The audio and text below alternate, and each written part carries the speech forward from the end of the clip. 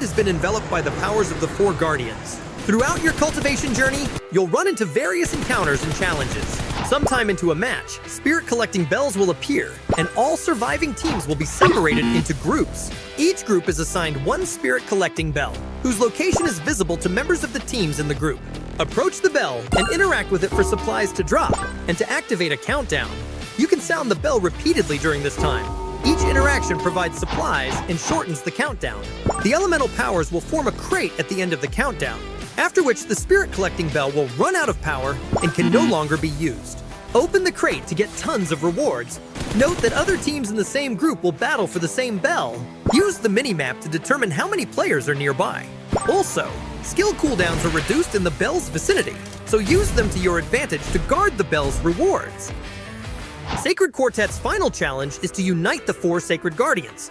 During Sacred Quartet, you'll be able to pick up elemental fragments in matches. Use the fragments in the Elemental Clash event to combine elements. When you and your teammates each bring a different element into a match, and all members survive until victory is attained, the Guardians United Challenge will be completed. Players who complete the challenge for the first time can claim 200 elemental fragments from the event page and will unlock the new Guardians United achievement. Embark on your sacred cultivation journey now and forge your story into its own legend. Evening and welcome back to the PUBG Mobile European Wonder League. I'm your host for this evening, Neptura, and I am joined by DK. Hey, howdy DK, how are you?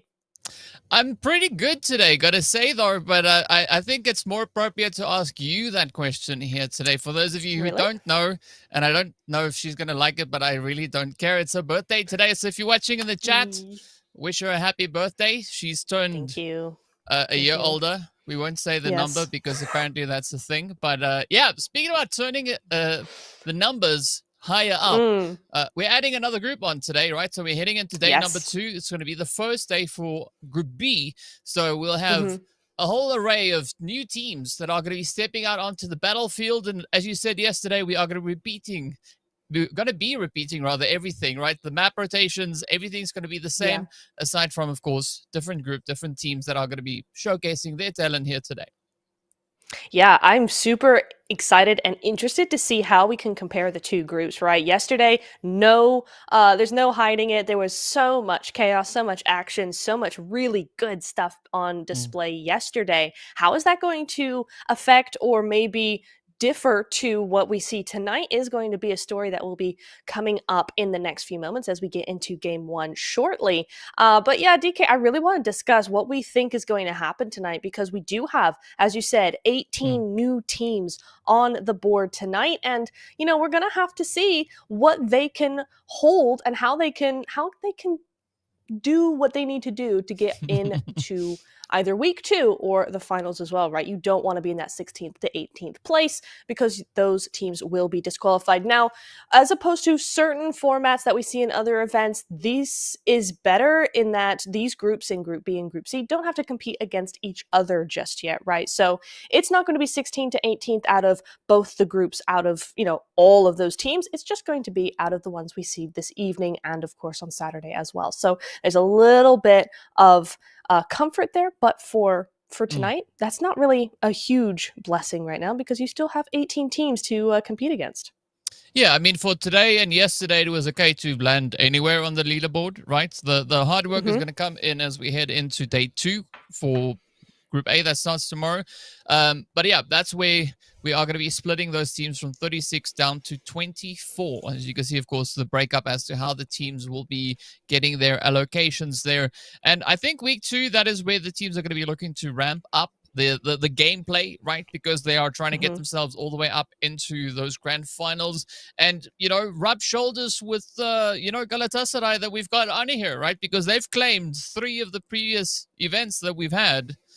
And now we're going to look to see who's going to be the one to take that slot for Season 4. And, of course, we've been talking about a new group, new teams coming in. We'll get into who those teams are and who's going to be participating today. And I'm actually quite excited to see, as you've mentioned, right, what these teams are going to be doing. Maybe yesterday's performances from Group A would inspire Group B to go above and beyond what we saw. Or maybe it could be just their version of those exact same events, right? And I think that is where the excitement comes in, is because it's also unpredictable, right? It could go any which way, and I can't wait to see what these teams are going to be doing.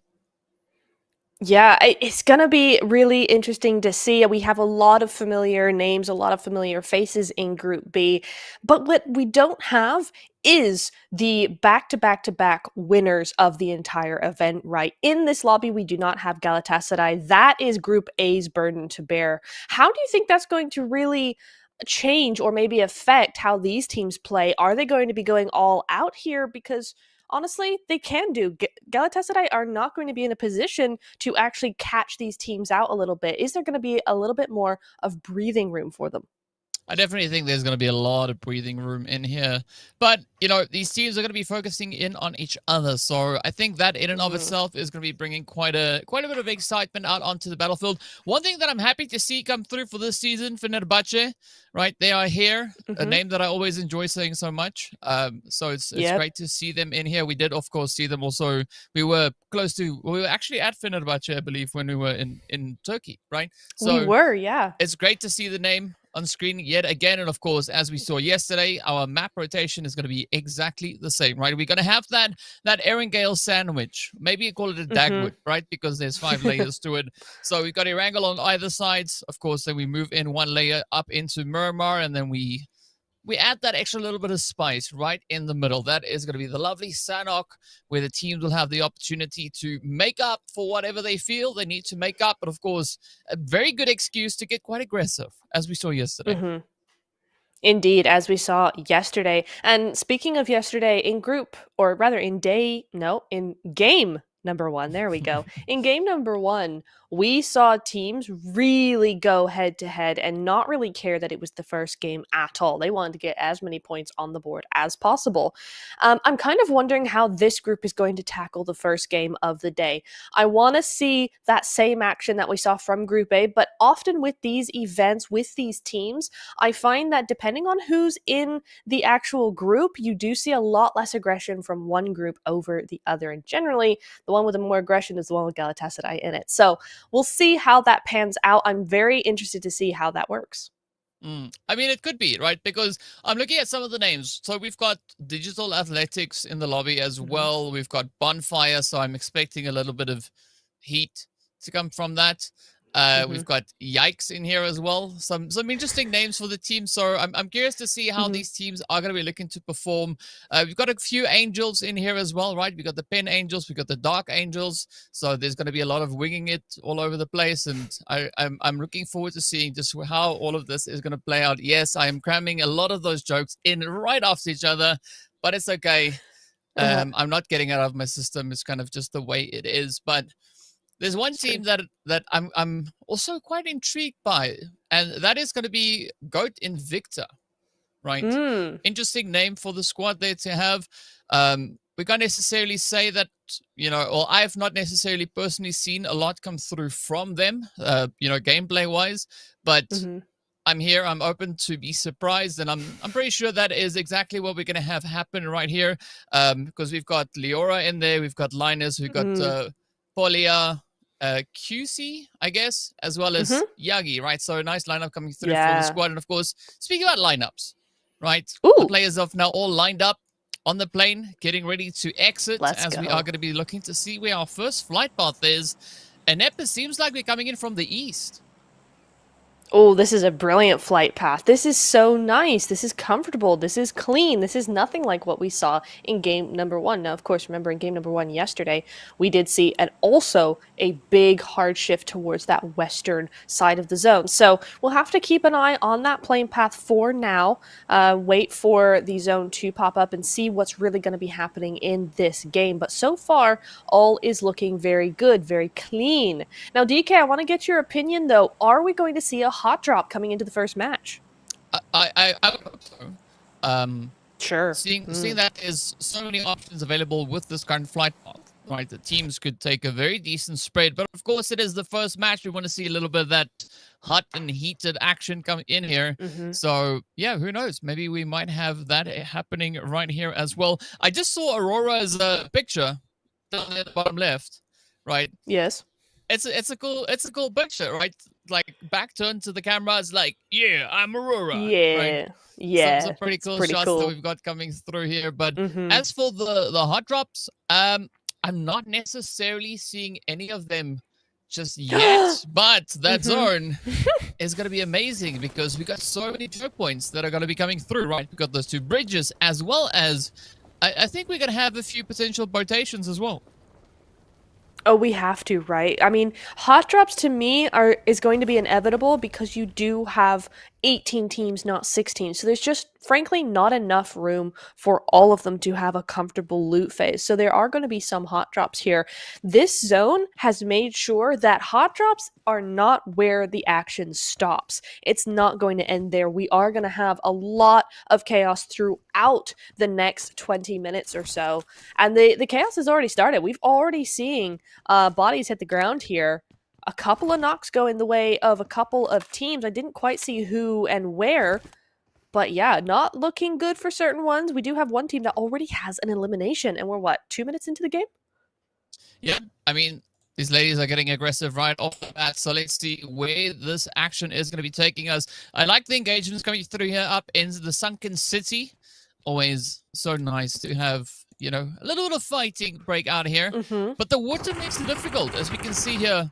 You know, Lighter Esports having a little bit of difficulty navigating through this water. So especially when you're getting pressured and someone's chasing you, it's like your 1 foot's tied to your hand, right? You can't really move all that well. But let's see, maybe that is not going to be enough to deter them from bringing in a little bit of that pressure onto the side of the Dark Angels. Yeah, we're going to have to see. I mean, the Dark Angels should be able to use this pretty well, right? You do have this advantage of having more mobility, and they technically have a little bit of high ground as well against Linder Esports, so they should be able to do something with this. The question is, do they want to, right? This early in the game, down as, you know, down 1, they've only got 3 left alive. I think they've made the right call here. They are going to leave and fight for another day because that zone is so far away. It's not like they have the time or really the space to be able to make that fight and make it work and drag it out for as long as they want. They have to get going. So the right choice is made here. Linder don't get any more points out of this, but 1 this early on is really nice. Yeah, I mean, it's the first point, and they've already cracked that can wide open. The rest of the teams, of course, are going to be looking to get themselves positioned. Speaking about positions, look at that. Yikes. Right out of the gates here, coming through. Beautiful striking that we have. Quick execution of the strategies, but now they are going to be looking to just push on forward. It is an absolute swarm happening as the lady starts to push further and further afield. But I like this, right? Not necessarily taking crazy risky engagements. It does look like they are going to be trying to get as much space as they could possibly muster at this point. And yeah, I think that was a wise call. You know, each team going their separate ways, of course, just having a little bit of a hello along the way. Absolutely. I mean, it's always nice, right? You have a little wave as you go by. It's that one meme of the 2 cars driving around the corner. But this time it's deadly, and hopefully they're all going at a speed where, you know, unbuckling the seatbelt is not going to be a good idea here, and they're going to get fairly safely over onto the island. But this is only the first part of the difficulty, right, DK? Because these teams, they're passing each other, but they're all going to choke points now. There's either those bridges or there are those boat spawns as well, and there's not many of those along this coastline. So it's going to be interesting to see how these teams actually navigate this because, yeah, we're going to see a lot more action where all that came from. OC Dreamcore have the right idea. They've actually got a head start on a lot of teams here, looking for that boat on this side of the map, the southeast side over by Primorsk. Generally, there's a boat over here, and because of the plane path, there aren't any teams that landed here, so they should be good to go. Yeah, they should be, and I think this is a good early play coming through from them. Primorsk has decent loot. There's the boat, so, you know, all hope has been restored if they lost it by any chance along the way. So there is a way to get themselves situated back over on towards that more southern positioning. But looking down to the south already, we've got the players here from Digital Athletics with a nice bit of a setup. We've got the bridge just over to the north. We can see off in the distance there are going to be a few rotations starting to make their way on in. Of course, this is over on towards that eastern bridge where, yikes, now run into a few problems. And I mean, this is to be expected, right? As I mentioned before, this is going to be a choke point. It does seem like Yikes are actually now abandoning that eastern push.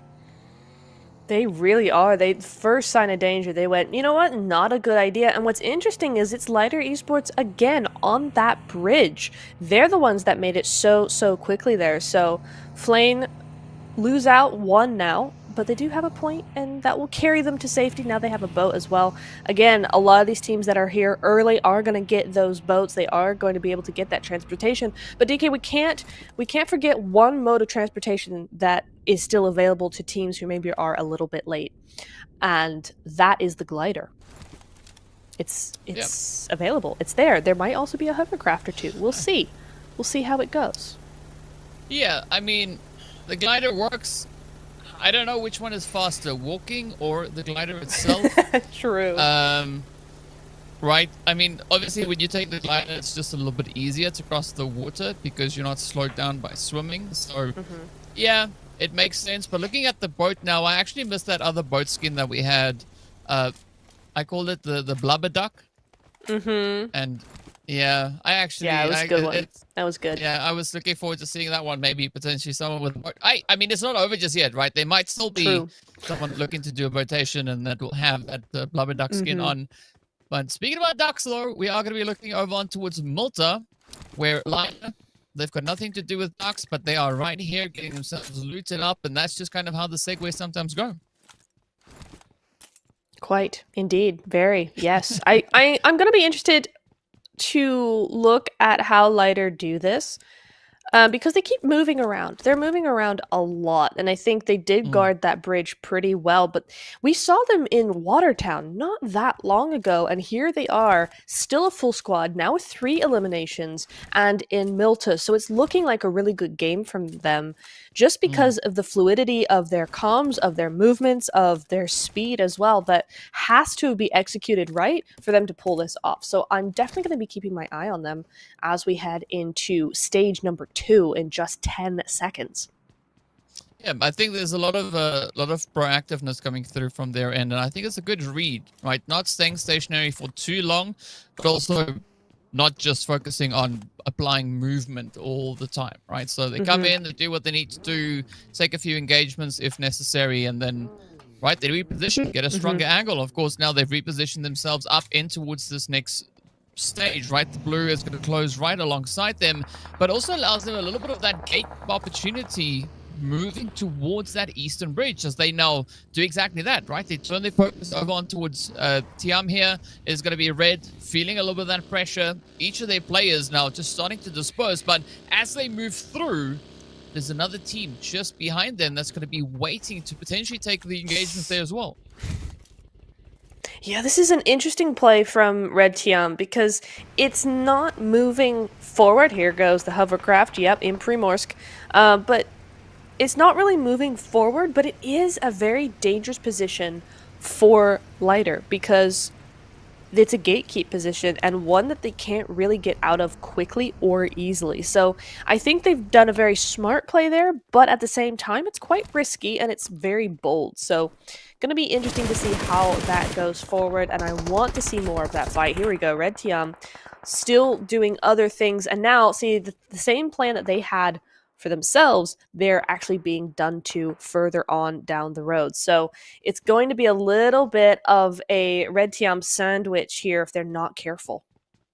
Yeah, you gotta watch out for those plays.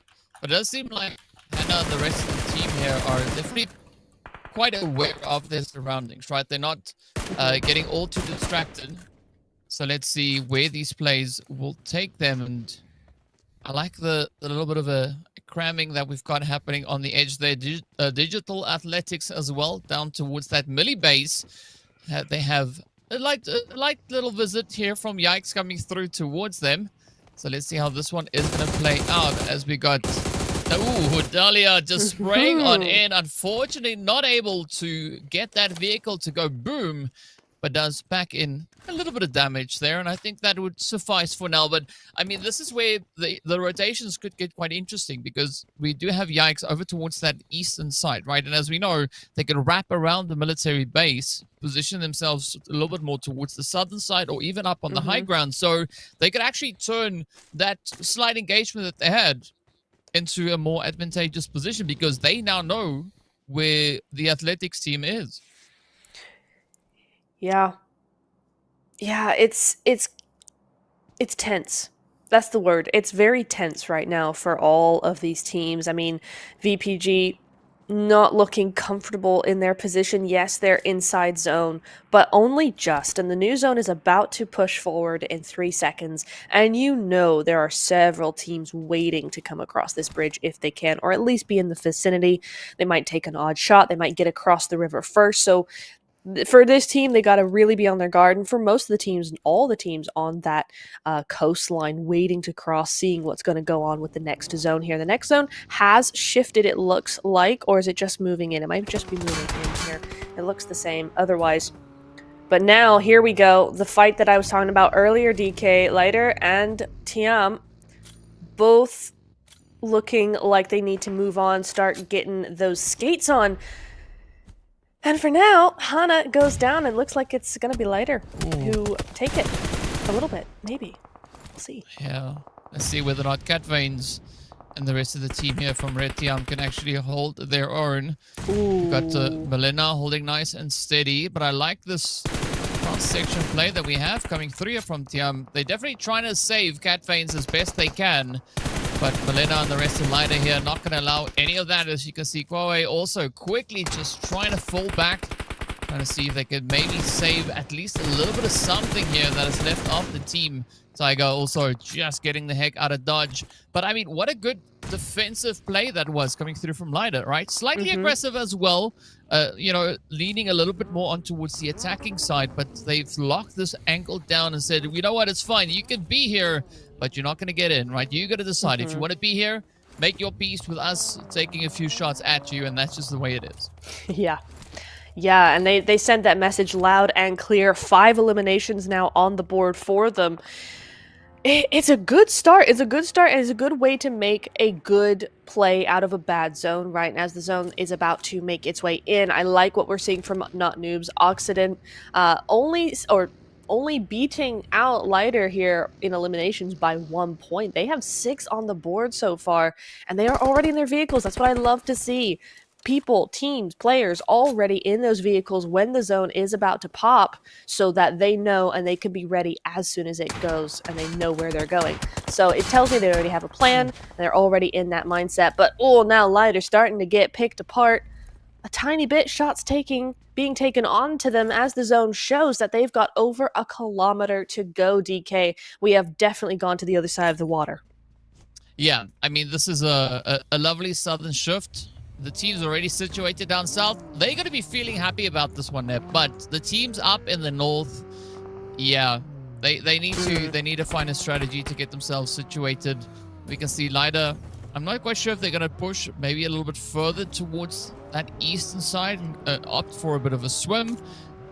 But it does seem like they are going to be trying to maybe sneak up onto that bridge. Now, the big question here is going to be who's waiting for them, not only in front of the bridge, but on the other side of that bridge. And of course, we have our answer right there. As we can see, there's going to be quite a bit of opportunity there. We've got Bonfire waiting on the opposite end. So if Lighter make it through this, they're still going to be having to, jump through a few hoops to get themselves secured. S2G, though, on the other side, right, coming through on that western front, there's nobody to contest on that western bridge. They just move in so comfortably.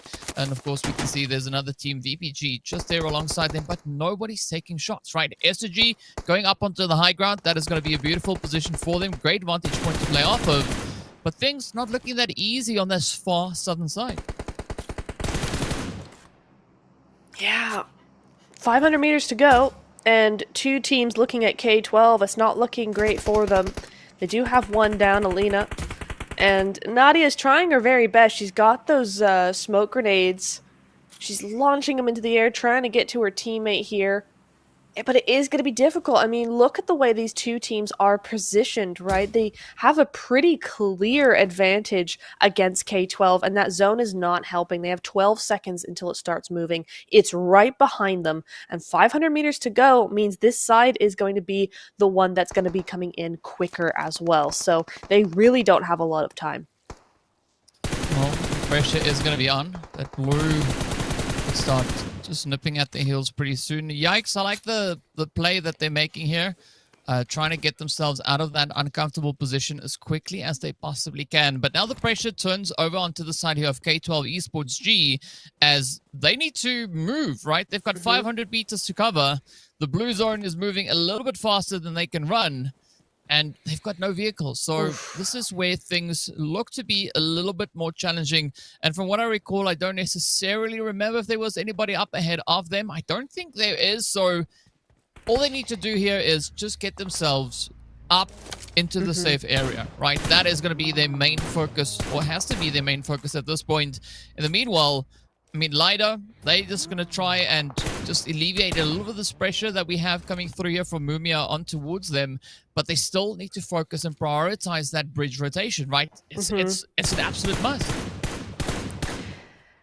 Yeah, it is. Again, these zones are always going to make teams be out in the blue, right? It's just going to happen. But at the same time, I don't get why teams feel the need to drag things out in the blue zone. It happens a lot. I think teams sometimes decide that they don't want to disengage, and they think, okay, if we can just push this, if we can just do this a little longer, then we can get it, we can make it, we can cross where we want to cross. But sometimes that isn't going to be the case. And with Lighter having already 6 eliminations on the board this early into the game, I really feel like if they went east and found a boat, or even swam at this point, they'd have a better chance of getting across than they do sitting on that cliff and trying to headshot whoever's in the building. Yeah, I mean, that could even leave us with a bit of a cliffhanger at the end as well, right? That's you don't want to very get true. caught out in the blue unnecessarily, but looking at SG's position here, right, we did see them like being really close to that blue, but the zone shift has actually turned out quite favorable for them here because they've got a few players just on the edge. The rest of the squad secured with enough coverage and a little bit of that backup coming through as well. But we can also see up on the minimap, there's another team just over onto the side here, right? Holding on towards that eastern position, applying even more pressure on towards this bridge. And I think for SG, it's a fortunate position here because they've not been spotted just yet, right? They can sit and poke and prod across the bridge, but you need to be very, very careful as to how you take these next few approaches. Speaking about approaches, though, we are going to be jumping straight over onto the players here from Goat Invicta.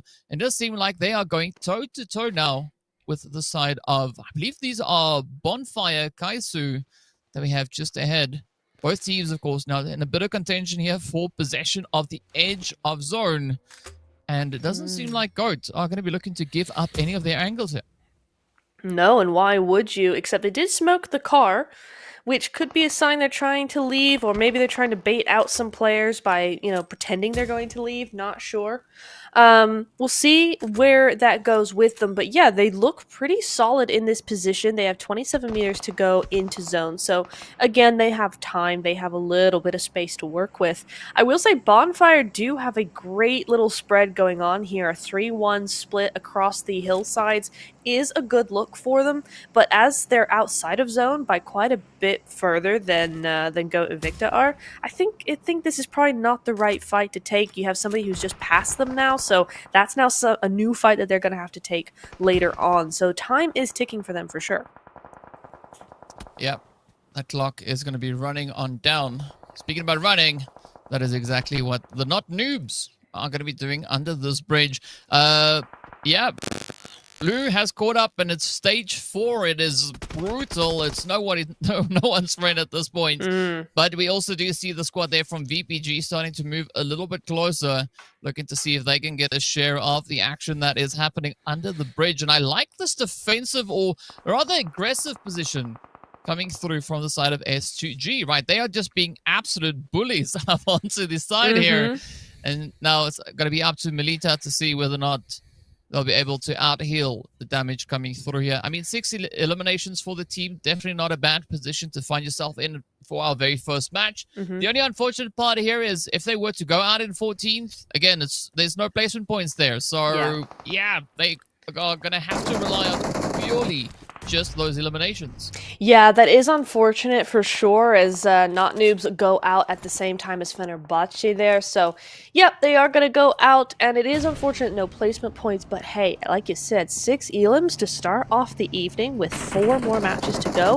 Not half bad. What I do love, though, is Invicta's push. Look at them go. Super aggressive, not standing around and waiting. Clean up Lighter, who were set to have a fantastic game here, but no. Invicta said, no, that's actually what we want, and if we want it, you can't have it. And it looks like they're not going to. 6 eliminations now for GOAT, and they're going to move swiftly into zone, and actually, it doesn't really look like there's anybody near them. Oh, no, yes, there is. Yes, there is, and it's actually a pretty big team at the minute. DA, 1 elimination on the board, but still a full squad. Oh, yeah. This is going to start to turn a little bit more risky as we see that zone being really tiny in comparison to what we've had so far. Stage number 5. And we've got just under 30 seconds left on the clock before that blue zone is going to start just chunking away at the HP bars. Meanwhile, GOAT Invicta are going to be looking to do that, to beat the blue to the damage. But this is where GOAT finds themselves in quite a bit of a predicament, right? Lean too far out to the side, and of course you put yourself right in the line of sight of all the other teams that we see up on the ridge.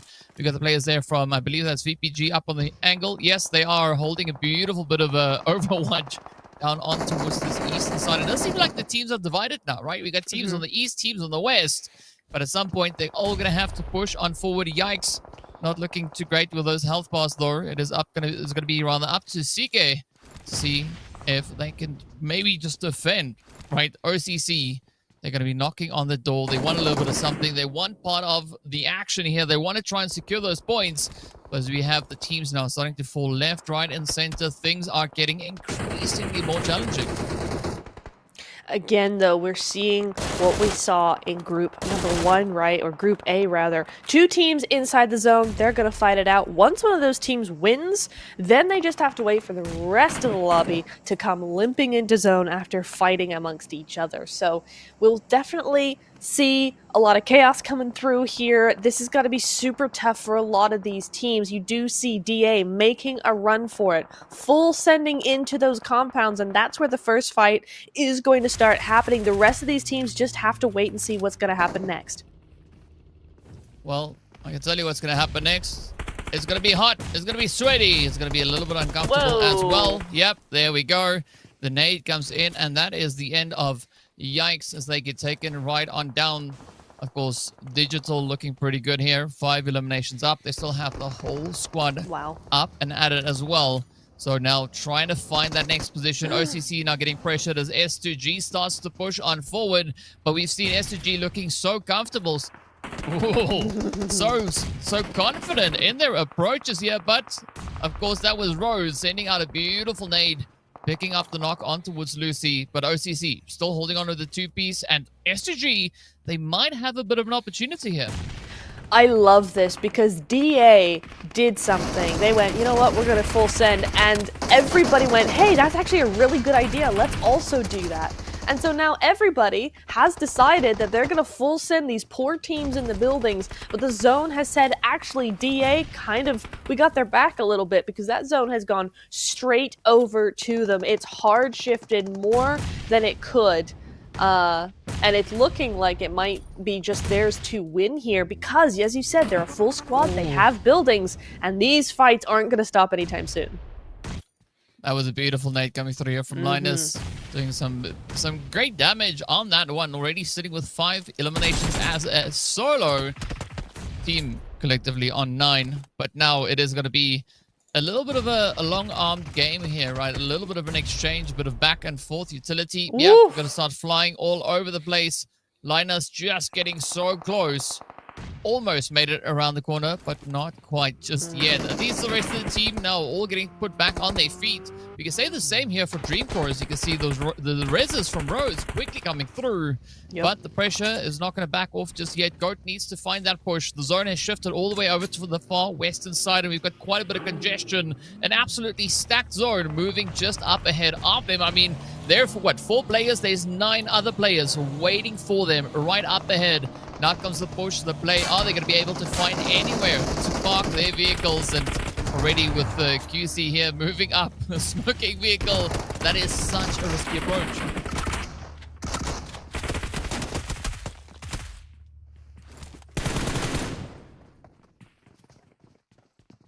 All right, so here we go. Not quite sure where Neptura went. She's somewhere. Hello? Maybe. We'll find out soon. There we go. I'm back. She's back. Oh, just in QC time. getting dropped on down. Goat and Victor. Out they go in 4th. Now, this is the opportunity for S2G and Digital Athletics to try and rake in even more eliminations. But if it is reliant on out of context, OCC here, they are going to look to try and secure as much of these points. Of course, we are about to hit stage number 9, which means it's only going to be blue. And all they got to do is survive and, well, try and beat everybody else all at the same time. Digital Athletics have done so well to hold on to this spot, and S2G have been fighting for their lives, but 9 elims and 7 elims, respectively, is such a good result for this first game. It's been such a tough battle to get here, and right now it's only it's a 2v4v1 right now, it looks like. So we are going to be seeing the end shortly, especially when 7H has some epic shots like that, but unfortunately she lands in the middle of 2-2 split of S2G, and that gives Digital Athletics exactly the moment they need to strike. Yeah, the push is going to be on. The pressure is there. Both teams looking quite good with regards to those elims, but it's going to be a solo on the opposite end to go down. It is going to be Digital Athletics to stop S2G in their tracks. And I mean, a heavy match coming in from both those teams. So let's see what that is going to be. Of course, well, we are going to make our way to see how our MVP is for this game. But a 1 in a play, though, right? What a start here for Group B. Day number 1, match number 1. Absolutely amazing stuff. And I mean, Erangel, the first game never disappoints. No, it never does. And the zone makes sure that it doesn't as well. And these teams make sure that it doesn't as well. It was a really, really tough game, really hard. I mean, we've had these kinds of games before, DK, and they're never easy. And especially, you imagine putting 18 teams, which is less than we get a lot of the time, but actually 18 teams that are esports, that are competitive, and that know what they're doing. This is not a classic match. This is so much harder. So a really, really good job done by all of these teams, and Digital Athletics really came in on top. I love the copycat of everything, where Digital Athletics was like, we're gonna just full send, and everybody went, good idea, let's do that as well. And that's how the game ended up going. We all went over to those compounds. So a very, very good job from everybody. I mean, that was kind of the only option, right? Yeah. I don't really see a team playing out on the extremities, right, out in the open fields. They're going to have to become one with the trees if they want somewhere to hide. True. Right, and not get absolutely lasered down. So, yeah, it makes sense to see all the teams have the same idea, because it was the best decision to make at that point. Everybody just crams in. Of course, with that, it brings a lot of carnage, which is also pretty great for us to watch, not necessarily for the teams. But yes, I mean, a very spicy start to the action here. And we do also see, in comparison to what we had yesterday, right, a lot more of a distribution with regards to those eliminations, right? Yesterday, we had one team going through with 13 eliminations. Today, we've got 2 teams coming pretty close to hitting those double-digit elims, maybe even surpassing double digits, but, getting into that territory. So, yeah, I think it's a very good spread with what we've had happen already. Yeah, it has been. It's been far more even, as you were saying. I think earlier in the match we saw a couple of teams that were immediately skyrocketing to the top of the leaderboard, but then as teams started to dwindle and as the zone became smaller and smaller, I think you did see a lot of teams evening up, which shows you that so many of these teams have such great awareness, right? They're not tunnel visioning onto one team. They're not getting taken out by one team either. There's a lot of eliminations that were kind of stolen away or picked apart one at a time by various teams from Mm. around the area. So that's a really nice sign to see as well from teams from a coaching perspective or from a strategy perspective. You want to Mm. see that from these teams because that means that they're aware and they're looking around. Mm. Yeah, and I also appreciate the fact that we had so many teams actively trying to get themselves down towards that southern side, mostly ahead of the blue, right? Yes, we did have a few teams not necessarily having absolute success in getting ahead of the blue, right? We did have a few teams getting enveloped there, but it's okay. It's okay. It was the first It's match. fine. We are going to be seeing quite a bit of a change up as we push through our remaining games. But the teams definitely, I think, establishing themselves quite well right off the gate here, out of the gate. There we go. So yeah, it does set the standard for the day. And if this is the way they're going to start, I'm really looking forward to seeing how they're going to be looking to play the following matches that are yet to come. Yeah, absolutely. I'm going to be really interested to watch Miramar now, right? You have a lot more space. You have a lot more long range weapons, which I want to see. We saw a lot of them in Group A. I am going to be comparing that because I'm a long range girly. But Miramar, I think, will be different, very different. I think there's less opportunity for that hard shift to come through. It's a slightly bigger map and more open space. So I want to see how these teams now rotate. We've seen how they can fight, we've seen their timing, and we've seen things like that. What I want to see is their rotations. I want to see what their plans are, how their strategy works. So I'm looking forward to Miramar for sure. Yeah, I think it could be quite interesting, as you've said already, right? And I think a lot of that came through, especially with that far southern shift that we had over on towards that military island. I mean, we know when we play and we get that zone, it's like, oh, all right, okay, Yeah. get ready, get the cloths out because it's going to get hot, it's going to get sweaty because there's going to be a lot of pressure to come through. And speaking about pressure, of course, Woo! Digital Athletics, they pressured the living heck out of this one. As you can Sure see, did. 12 eliminations coming through and just 2 points away from hitting 1,700 damage. That's crazy. Well done them. 12 eliminations.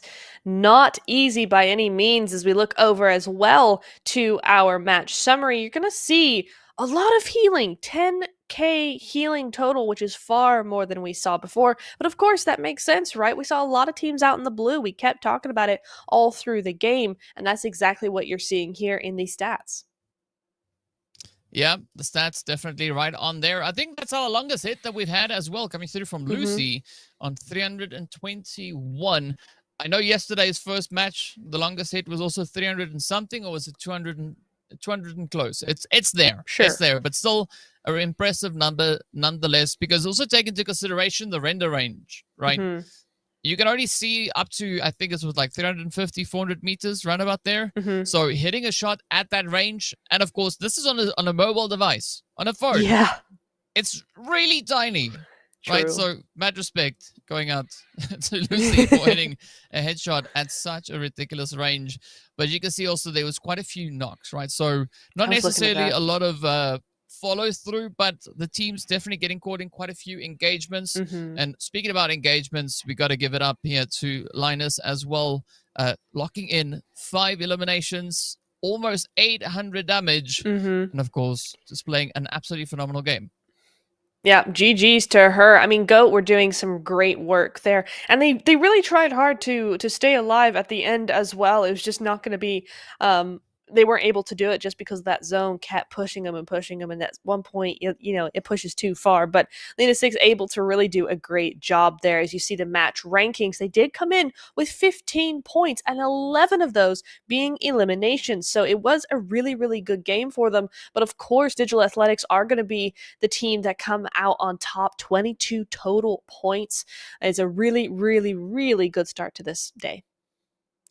Yeah, I mean, what a way to kick it off. GOAT also with 11 eliminations up alongside the 8 coming through from S2G. And as I said, right, that elimination distribution, there it is. Some pretty hefty numbers coming through. We also got the Not Noobs on the other side, taking pole position on the right hand, right? Not pole, but they sit at the top, up in 6th place, 6 eliminations as well. So quite a bit of aggression.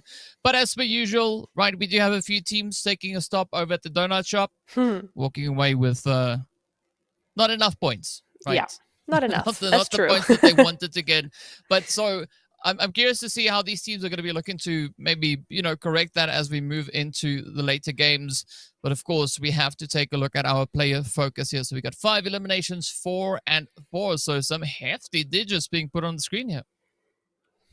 Yeah, and this is just game number 1, right? So we've got 4 more games after this, and it's looking very strong for these teams. And it's all from teams that were doing super, super well. GOAT, Digital Athletics, of course, winning, and then Lighter as well. I want to see how we're going to be watching these girls further into the matches. Is this going to drop off a little bit? I mean, surely it will, right? Because in Group A, we saw some teams really enjoy Erangel and some really doing well on Miramar. So I think we could see a little bit of a difference coming up in the next couple of games, but we'll have to see because that's a really strong start.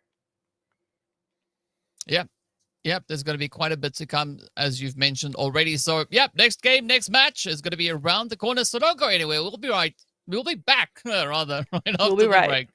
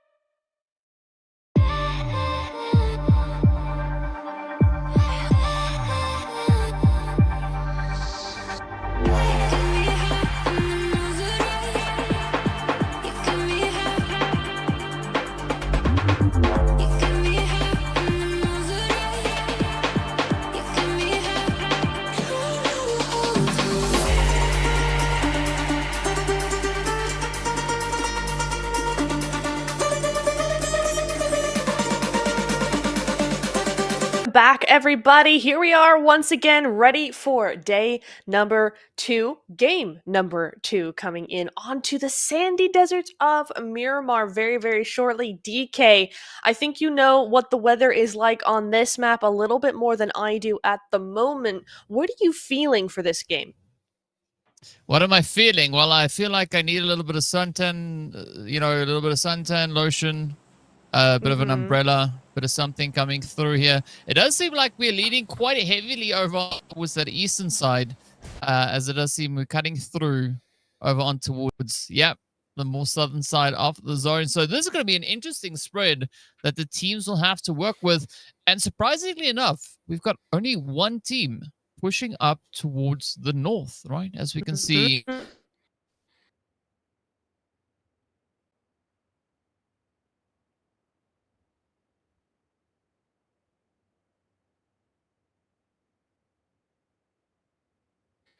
Experiencing any of those hot drops to come through here. Los Leones, maybe we might have a little bit more of that as the teams are going to continue to push, seeing that the zone has now decided to shift quite aggressively over on towards that southeastern side, right? Centering up rather right between Los Leones and Puerto Pareso. So, talk about a hot and tricky position, right? That's exactly what these teams are going to have to work with. And looking up at San Martin already, Red Tiam getting right down to business.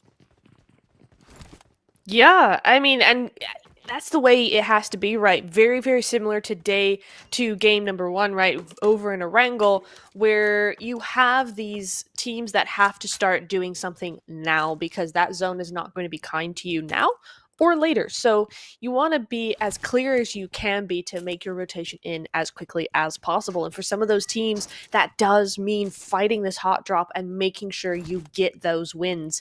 Especially for a team like BRX here, you're looking in San Martin, you're looking for that entry point onto Tiam because you've got 1,200 meters to go. And you have a minute and a half to go, but that's not a lot of time when you're actually in the thick of it.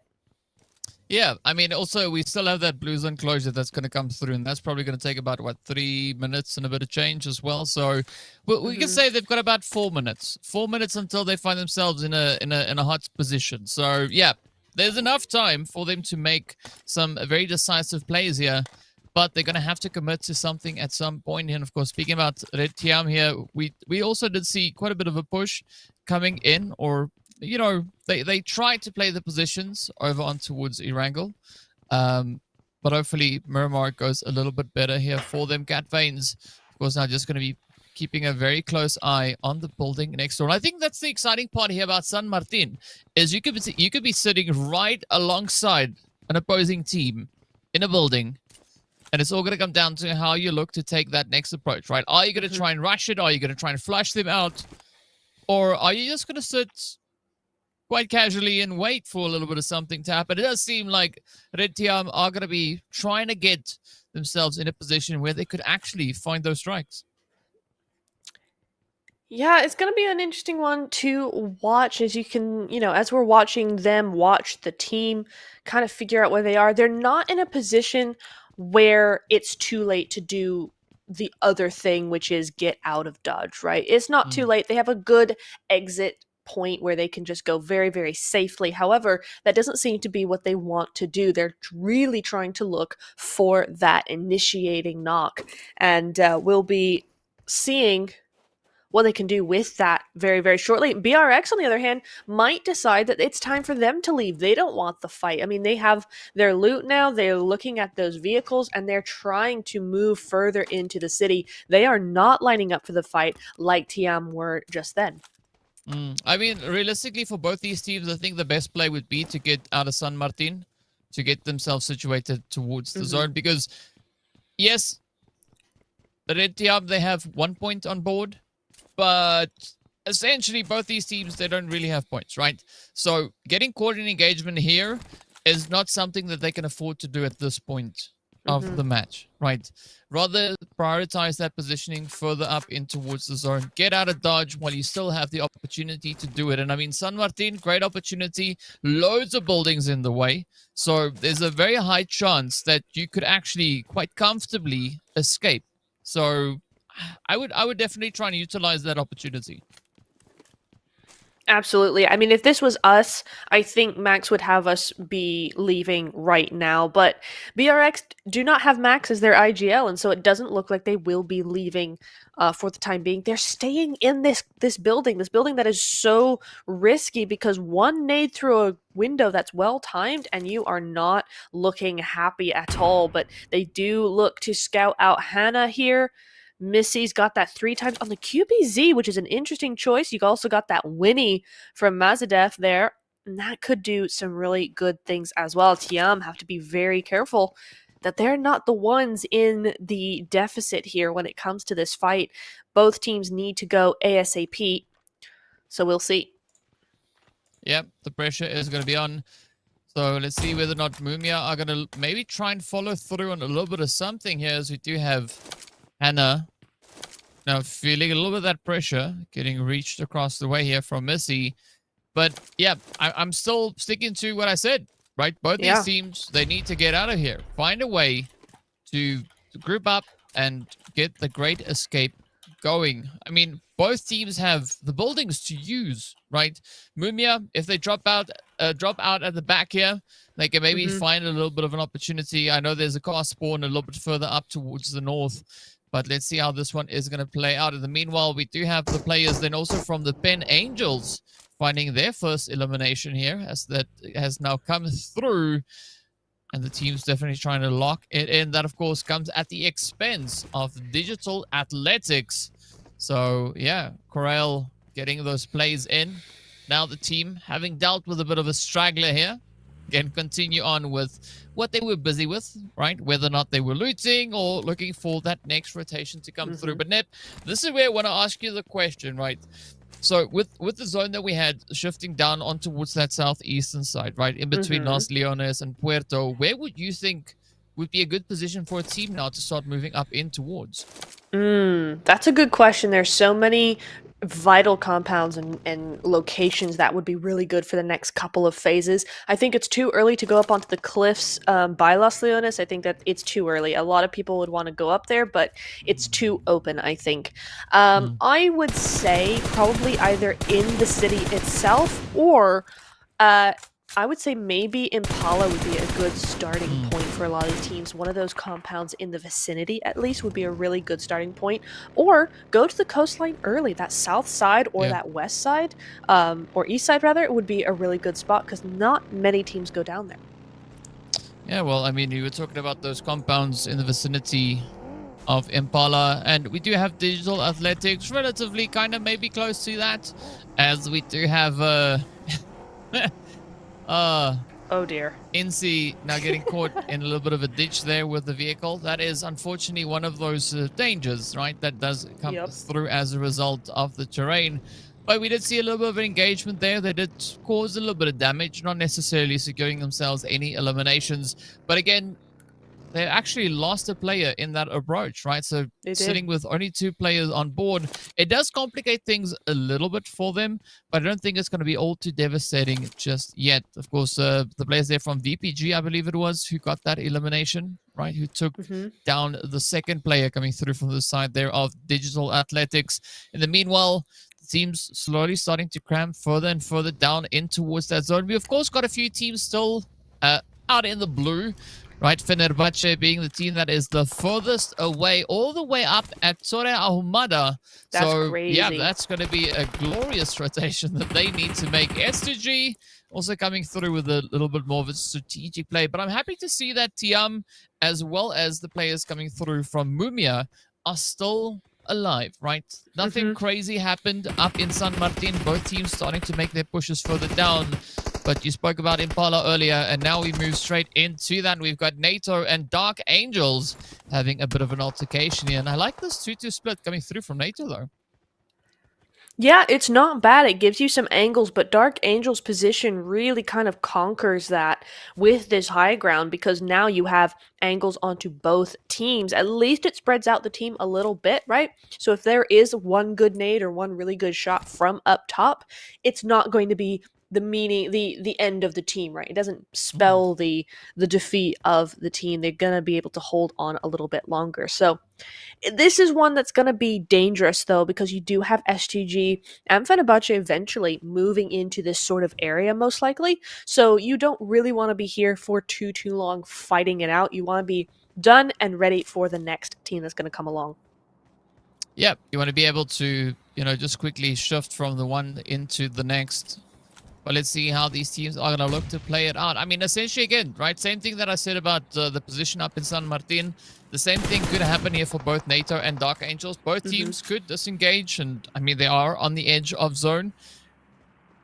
Still rotate in a little bit further on, because we've not really seen all that many teams really move past this area, right? So there's still quite a bit of an opportunity further down south for the teams to really try and strengthen any angles that they could get. And there we go, NATO doing exactly that, right? Hopping in the vehicles, saying, all right, thanks, that was fun. We'll see you again soon. But we are going to instead try and find a position a little bit further up ahead. They're not out of the woods just yet, right? Dark Angels still going to be looking to apply some pressure, maybe try and find a few easy points along the way. But inevitably, we did see that rotation succeeding. So Dark Angels, yeah, they can now get off the high positions. Ooh. Hopefully, they won't knock themselves out. That would be nice. That would be pretty good. Hopefully that does not happen to them. Yeah, I don't mind that from either of these teams. It's a mutual disengagement, but it does leave with Dark Angels with the entirety of Impala should they choose to take it. So could be a really, really good end to that fight. Coming into stage number 2 or stage number 3. We'll see where it goes. I do like what Lighter have done. They're playing that long game. Yes, they are getting shot at a little bit, but it's a really good position because you're so far downhill that teams can't really look at you through those windows. Just the angles are completely cut off there. So even though Yikes want to keep tabs on them as long as Lighter stay in those compounds, they are good to go. Yeah, I mean, for Yikes, it's not necessarily too much of a concerning position, right? They still have a bit of an angle here. It's good to just look down a little bit more just to make sure that there's, not necessarily a push coming up from the side of Lider. But as you mentioned, Lider looking to play the long game. So as soon as the zone is favorable towards them, I don't see any major need necessarily for them to start moving out of this position here. Unless, of course, they want points, right? Then they're going to have to get out of here. They're going to have to go get a little bit more aggressive. But it all depends on how this next zone is going to be shifting. And, of course, we can see Tiam and Mumia still making that long rotation as they did find themselves quite a way away from where this next zone is. But the spread up into this phase actually looking pretty decent, right? Nobody has settled for Los Leones. All the teams just going for those more easy to play positions outside of the cities, right? Going for angles where they have that line of sight. They know what is coming. And speaking about knowing what's coming, Pen Angels know that there's something cooking right here because, well, we've got NATO Esports knocking on the door and they want in. They sure do, and those nades mean business. Some really well-placed utility coming in here on that front line. And NATO, again, with their 2-2 split, right, it's not as big as you mentioned before, but it is there, and they are looking to make the most out of it. They're trying to surround Pen Angels just that bit more, and so far, it is going to be working. Nia does go down here, and this is where that push comes through. Well, let's see if push is going to come to shove. Doesn't look like that's going to be the play just yet, but it's going to be Remy just strafing around the outside, finding a quick bit of an angle. Unfortunately, for the players of Pen Angels, that is going to mean their end as NATO comes through, gets the wipe. Remy scoring 3 of those 4 eliminations. So a really good play coming through here from the NATO Esports team. But let's see what is going to happen as we just say goodbye to yet another team. Digital Athletics also, they left us a little bit earlier, right? Had a good performance on Erangel, on Erangel. But now, Miramar, unfortunately, not going the same way. Not so much for our previous game winners. Also, what you might have noticed is BM right now are currently almost completely out. They 2 of their players were knocked out to the blue zone, so that tells you there's not that many meds to go around for that team. Hopefully they've moved in, but right now you've got 3 teams in this tiny little area. Nova moves out of her vehicle, and Mel's just goes straight on through, somehow get away with it, with that very weird push straight through 2 teams there. Meanwhile, not in the middle of things, and S2G get caught out on the road. Good awareness coming through here from Rogue. Yeah. Nice, quick and swift adapting on those plays here. But as we hop over towards Mel's Nova, we can see D1 just trying to get a bit of a position, trying to get just within that range. Good spray down, but unfortunately it is going to be Yikes that are sneaking in the plays on the back end. So the push is going to have to continue to flow through here. As you can see, not noobs, not really finding any good way to get themselves out of harm's way as the pressure is on, right? 2 teams looking to move in. Mel's on the one side, of course, a little bit of that third-party play coming through here from Yikes as well. So the pressure is on. I like this play here from Kiss, right? Just hiding in the smoke, just keeping quiet. It's like, well, if I keep my breath, I hold it, maybe they won't know I'm here. I mean, that plan could work as long as Mel's don't explore a little bit further on. Unfortunately, that molly not causing enough damage over onto the side there of D1, but that does alert them to the presence here of Guess as the push. Got the hit. But that wasn't enough, though.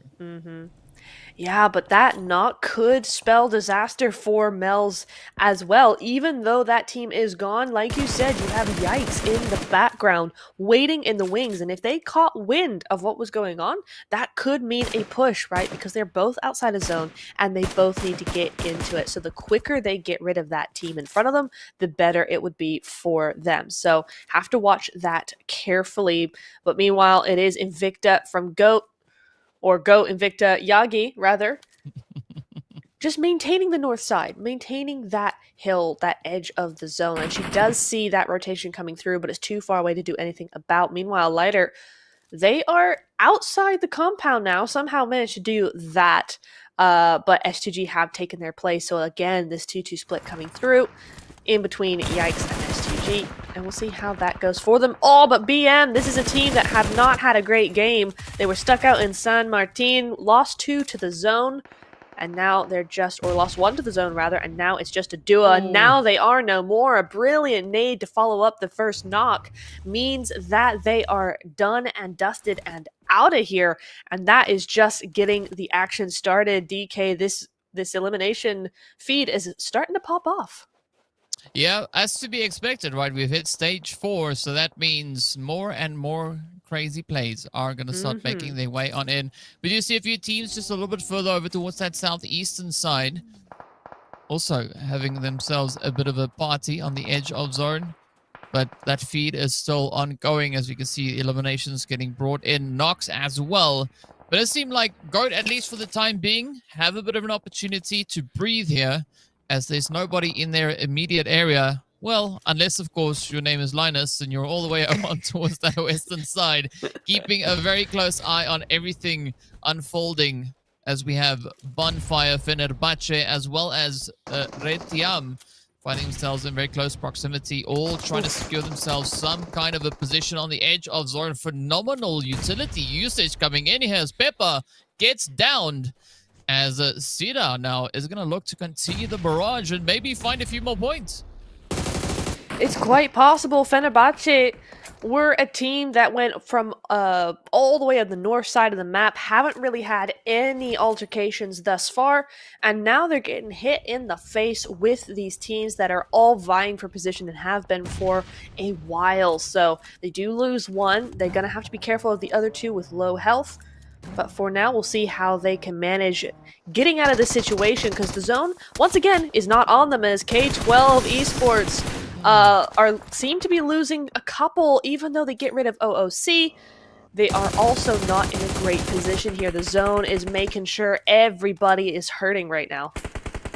Yeah, that's the unfortunate part. But now it is going to be Dark Angels looking to secure their own position up onto the edge, as Retiam now starts to move on out. Taking a bit of a spread. I like this approach.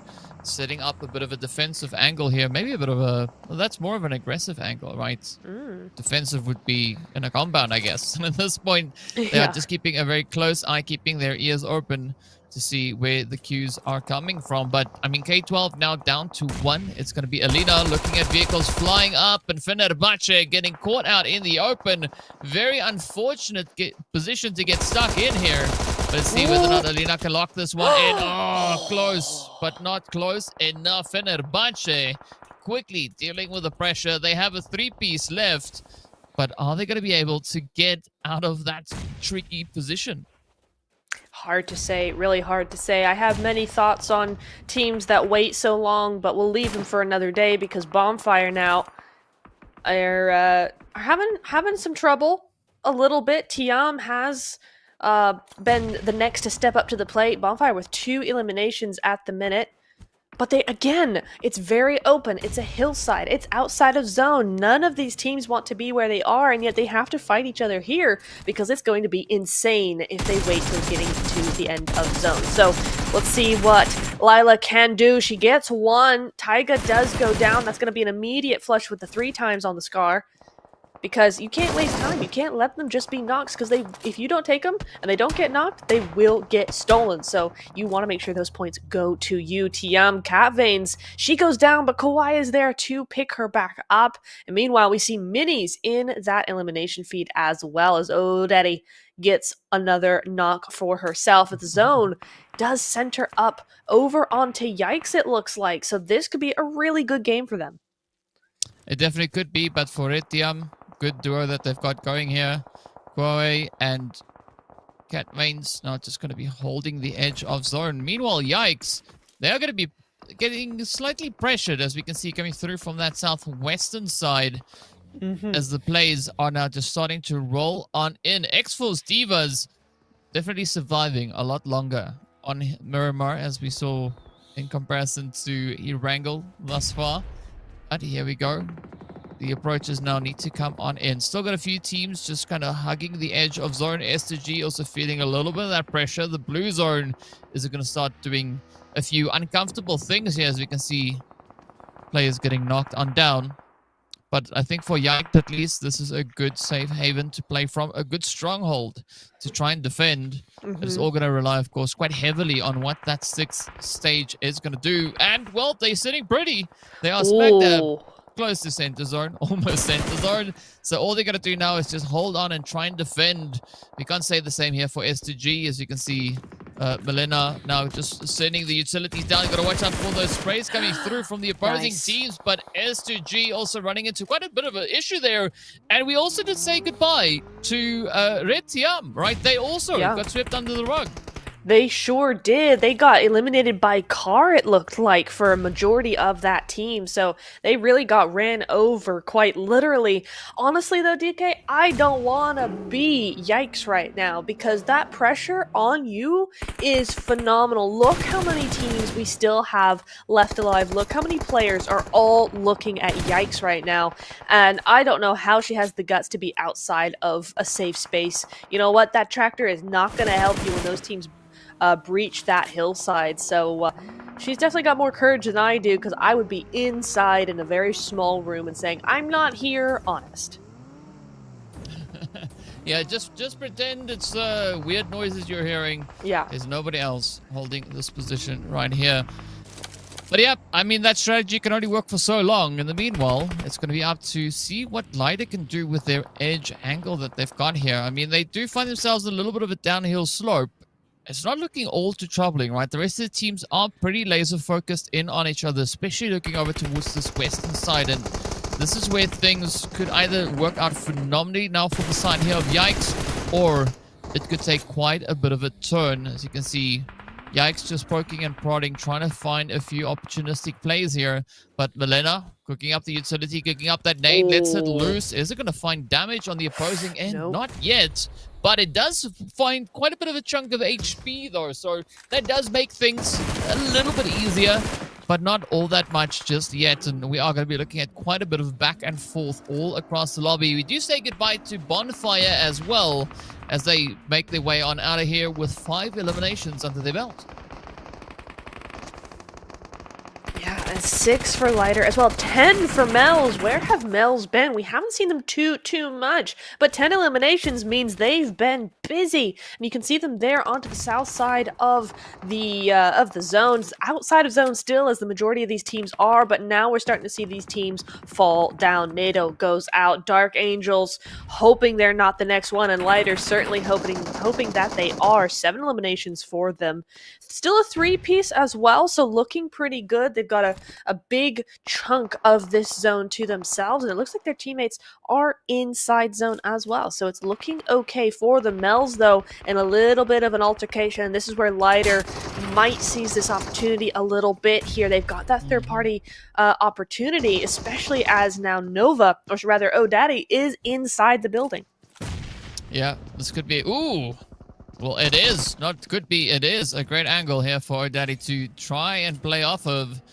But you got to find a little bit of that follow through. Because similar to what you said about the knocks coming in, the same comes through with the players, right? They could get stolen by any of the opposing teams held up behind you. But O'Daddy's slowly trying to just find that approach, find that angle. Bit of an opening, potentially. But the heat is on. Dark Angels getting taken out as well. Down to the final 4 we go. Now this is going to be that push moment, right? Mel's just holding nice and steady. O'Daddy almost finding an opportunity there, but the time is going to run out. We got Goat pushing up from the north as well, looking to apply even more pressure as they instead find the opportunity, the angle. Lighter also keeping it nice and quiet. Now, we saw yesterday what quiet teams can do when it comes to these final few stages, but is that going to be the play at this point in time? Yikes!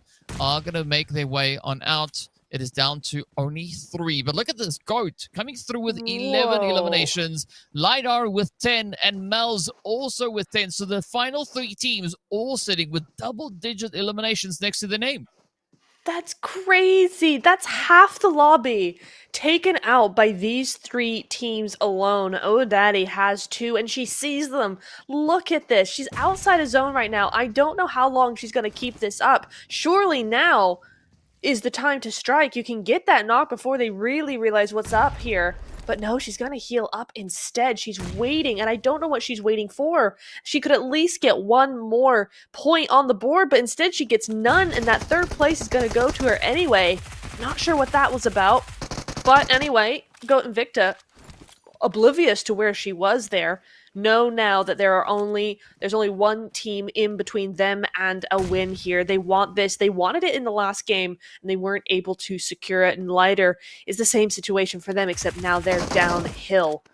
And that's where that strike comes through. Lina doing a great job there. Gets 1. Does not get the 2nd, though. The next to step up to the bat is Melina, and she does get it. And Goat and Victa have to wait for another game to get that win, because it is going to be Lighter with a massive amount of points to secure that winner chicken dinner. What a play indeed, though. I mean, I gotta say, this group, right? Earlier today, you asked what's going to happen, seeing that Galatasaray is not in this group. Right. Mm-hmm. Remember you asked that question. We don't have, some crazy hitting teams coming through here. The answer to that question is pretty obvious now, is the teams are just going to let it all out of the bag, right? They just go down, they get aggressive, right? First game, we saw some pretty impressive elimination counts coming through for multiple teams. Game number 2, they go over and above that, right? Even more aggression, even more points getting secured. And as you mentioned, the top 3 teams essentially taking out half the lobby. That is insane, and that's only the 2nd match for this group. So, yeah, I don't even know what to make of this. I think today is going to be a very interesting day to look at. Yeah, and the thing is it's not even Sanhok, right? We saw that amount of eliminations and that amount of carnage on a Miramar, the biggest map we have on rotation. That's not even Sanhok. So I'm super excited now to see what Sanhok is going to be. Yep. That map is coming up next. And 18 teams that are doing this on that map, I am so stoked for this. It's going to be crazy, but of course, we'll see what that is once we get to that point. First up, though, we're going to have to take a look and see who our MVP and top performers were for this game. So, who would you say is our MVP for this match, right? If you could choose any of the players, which one would you go for? Because I mean, there's multiples, right? We had Milena doing quite a bit of work, as we saw coming through there for the side of Lida. We also did see quite a bit of action and aggression coming in across the board. Lida, of course, as we know, were the team to reign supreme. 13 eliminations under their belt, and I'm giving you time to think, Neptula, while we look at the 1802 damage I dealt got on it. screen. It's got to So be who'd someone you from say? Lida. It's got to be someone from Lida, right? It's got to be. I know GOAT did such a great job. A lot of teams did. But I think at the end of the day, Lida did the most amount of fighting from that downhill slope over on towards lots of different teams. Dark Angels, for one, they were with them a lot of the time. And I think that's really where you're going to start seeing those points and that damage really rack up, is in that mid-zone fight that they had. So Lighter, I think, is definitely going to be our MVP. Certainly our winners of that game. But I think it's going to be one of them. What about you? It's tough. It's tough. There's so many that it could potentially be. I mean, I would maybe go for D1 from Mel's. Who knows, right? I mean, well, D1 getting the longest hit. All right, so maybe I'm onto something. I don't know. It's a wild guess, right? We'll find out. We do see even more healing. No, not as much healing this time around coming through from our teams. Yes, more healing. We almost have 12,000 health that has been recovered coming into this game right here. And of course, as we saw, right, quite a heavy use of utilities, right? 240 getting flung all over the place. Not as many knocks though, but there we go. Oh, it's Yagi. Also 6 eliminations. So I was close. I had the number of eliminations right, but I missed out on the damage. 1,139. Very, very impressive stats. And Nep, aren't you supposed to make a sound thing happen this time? Maybe, possibly. Ding, ding, ding. Bell of 1,000 damage and a Bell of 1,100 damage. That's crazy. She got 6 eliminations and 3 assists. That is a whole lot of work she's doing for that team. I mean, we knew that GOAT were doing a lot of things there, but that much I was not aware. Yagi for the win. GG's. Yeah, and before that, we had Linus being the MVP, right? So, I mean, GOAT, they chose the right 4 letters to put as their name. It's sure there, right? Because they goating it out this one, right? But as we can see, 11 eliminations is not going to be the highest, as we did have the players there from Lida come through with their 13 respective elims. Of course, Mel's also doing an absolutely phenomenal job. 10 eliminations. So again, top 3 teams hitting very impressive numbers, but doesn't stop there, right? 4th, 5th, and 6th place, all coming through with 5 eliminations each. So, yeah, again, very heavy-hitting teams. And I mean, if this is how Erangel and Miramar is going, I don't even want to know what Sanhok is going to hold for the teams. I know, right? It's going to be wild, but I really want to talk about how each of these groups only have 10 games to actually make sure that they get through to the next round. And I want to talk about how a game like this is so important, because that is a huge amount of eliminations that went to those top 3 teams. That meant that those points were not available for the rest of the lobby. That's putting a massive difference in points between the top 3 and the rest of the lobby. So you're really solidifying your points in those kinds of games. And so as we're seeing here, 32, 32, 22, 15. It's a big difference. And as we go through the games, we might start to see Lighter, GOAT, and Digital Athletics kind of run away with this.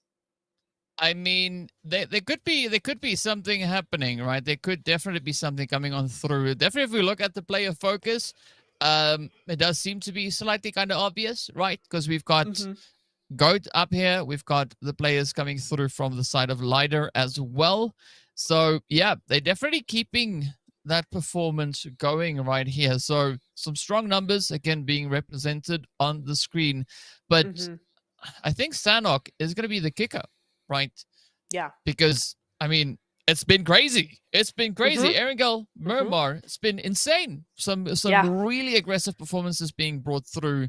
And I think it's all going to boil down to what the jungle will bring for these teams. And I mean, I'm hyped. will we see that continued dominance coming in? Because Lighter, Goat, both teams sitting with exactly the same amount of points. The only differentiating factor there is the winner chicken dinner in favor of Lighter, right? That's it. Goat sitting right there next to them. So, yeah, I think we got to be in for quite a bit of a ride here. Yeah, we sure are. I am super stoked. I can't wait to get into game. But of course, before that, we got to get into a short break. So don't go anywhere. We will be right back with probably the most action-packed match of tonight. We'll see you in a bit.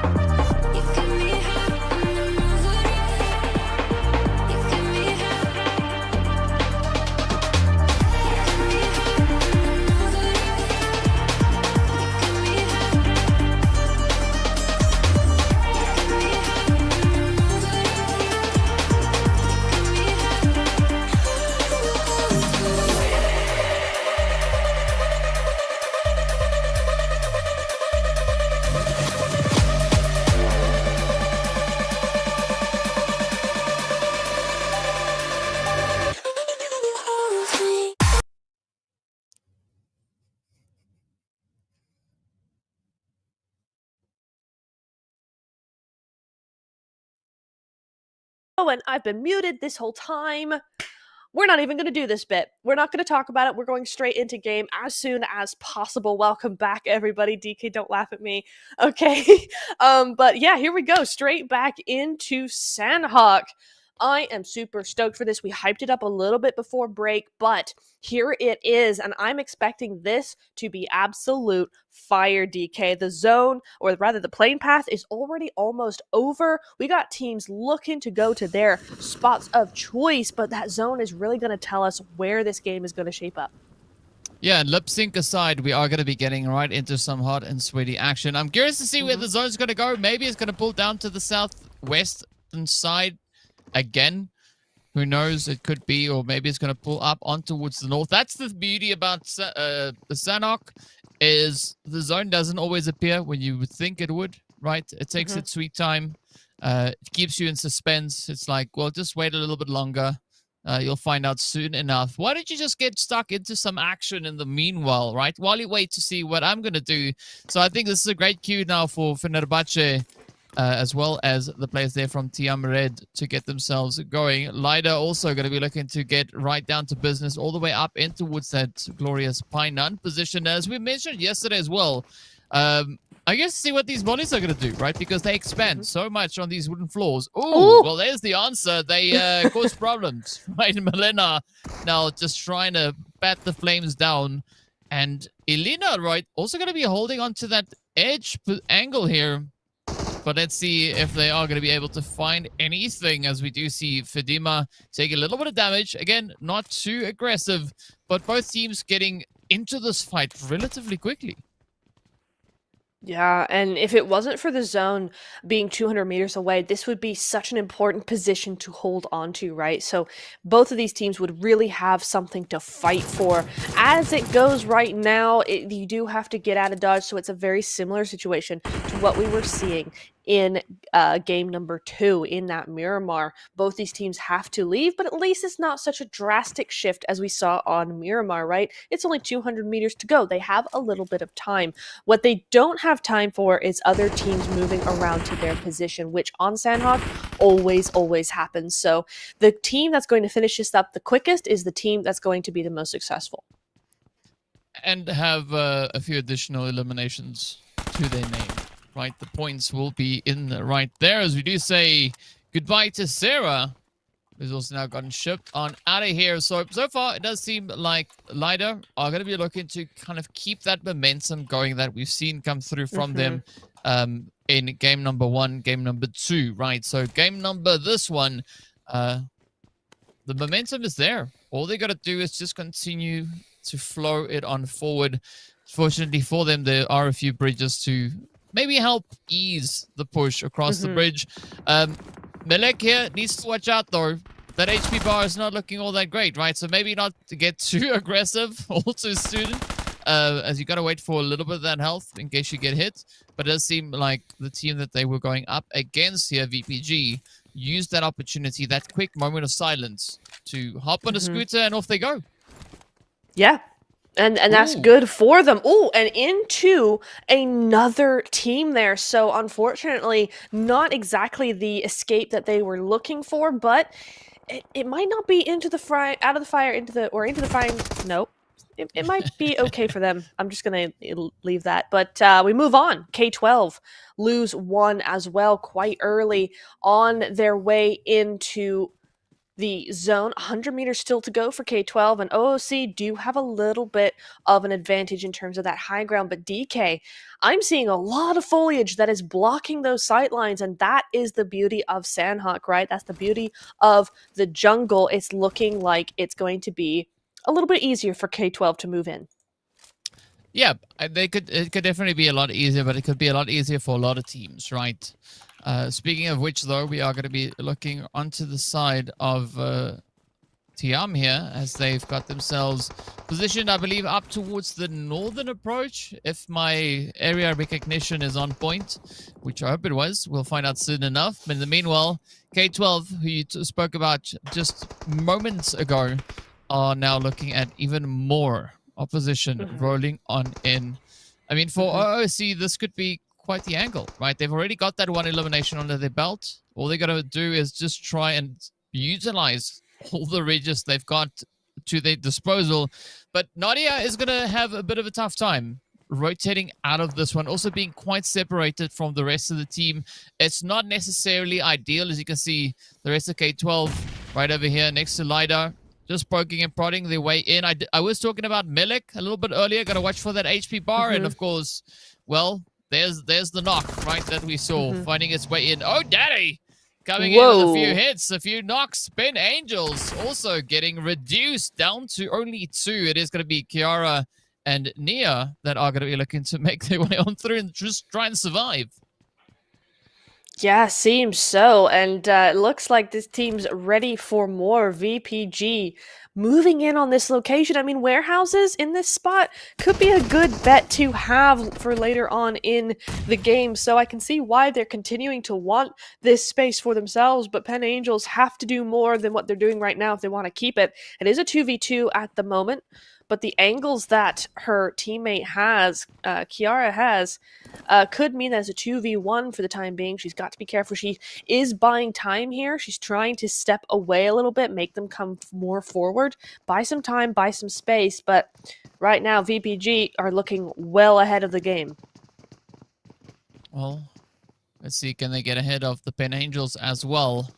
It's going to be a little bit of a troubling play here because, I mean, Pen Angels, they need the points, right? So Kiara just needs to survive. Just survive. You know, try and stay out of harm's way as best they can. But so Kiara now sees a bit of an opportunity to maybe bring their teammate back into contention here as the push comes through. Kiara could maybe still clutch this one out. Come on, just around the bend. Nice, there we go. Ben Angels securing their first squad wipe. So well done, well played. Got the points on board. 2 eliminations up. It did cost them a few players, but it's okay, right? It's Sanhok. It's fine. They'll be okay. Let's hope. Meanwhile, it's going to be OOC Dreamcore also just keeping a very close eye over towards bootcamp, but we don't really see a lot of people currently held up in bootcamp itself. Yeah, and I think that's a wise decision. Similar to how most people didn't really want to go into Los Leones in the last match, you're seeing teams avoid bootcamp because it's just so open, and so it means that you can't really get out very easily if the zone moves away. People are going to obviously want to gatekeep bootcamp as well, so it's pretty dangerous if you're not in the center of zone. So you are going to see OOC, who are just in the vicinity of bootcamp, move straight on into a different location. You do see them at this little compound for the time being, probably try to find a little bit more loot before they have to move further into zone.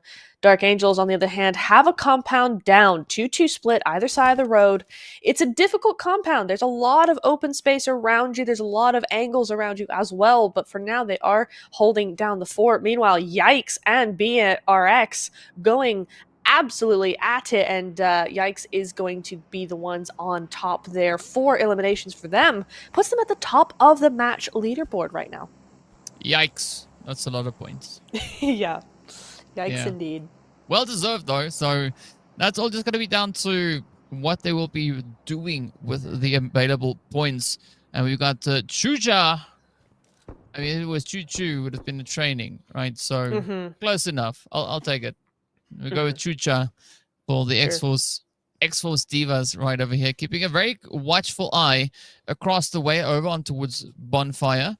So let's see if we're going to get this party started. And I like the fact that the teams are all relatively close to each other, but still being quite respective of the space, right? Not getting excessively aggressive. Yes, they are getting aggressive, which is pretty evident as if you look onto that right-hand side. You see a whole lot of yellow and elimination points coming through here.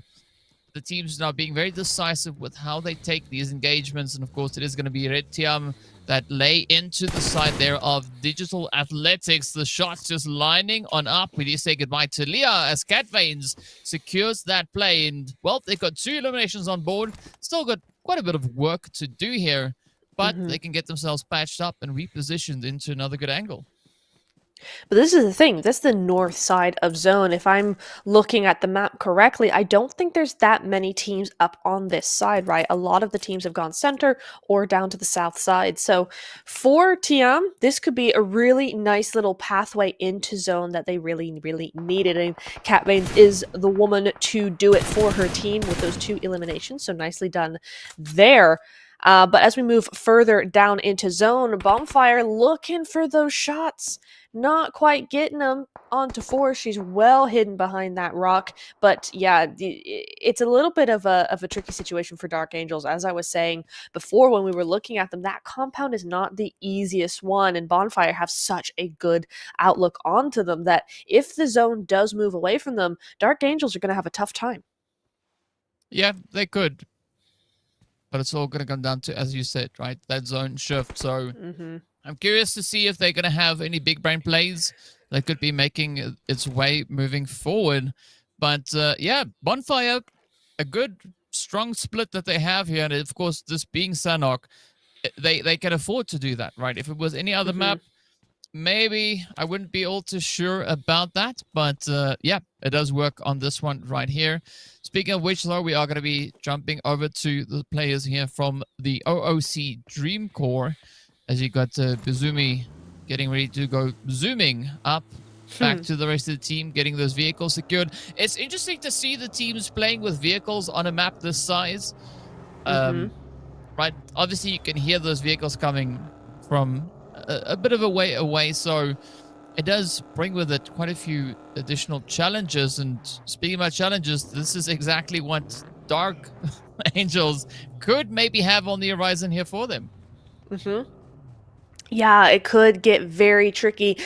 Best case scenario is that these 2 teams on the opposing hills start fighting each other and don't really look at Dark Angels that much, but it's going to, only time will tell what's going to happen there. We still have 4 teams on the northern side as the zone starts to shift in down to the south side, so we'll see probably a little bit of fighting going up on the north side shortly, or soon, or shortly, whichever one you want to say.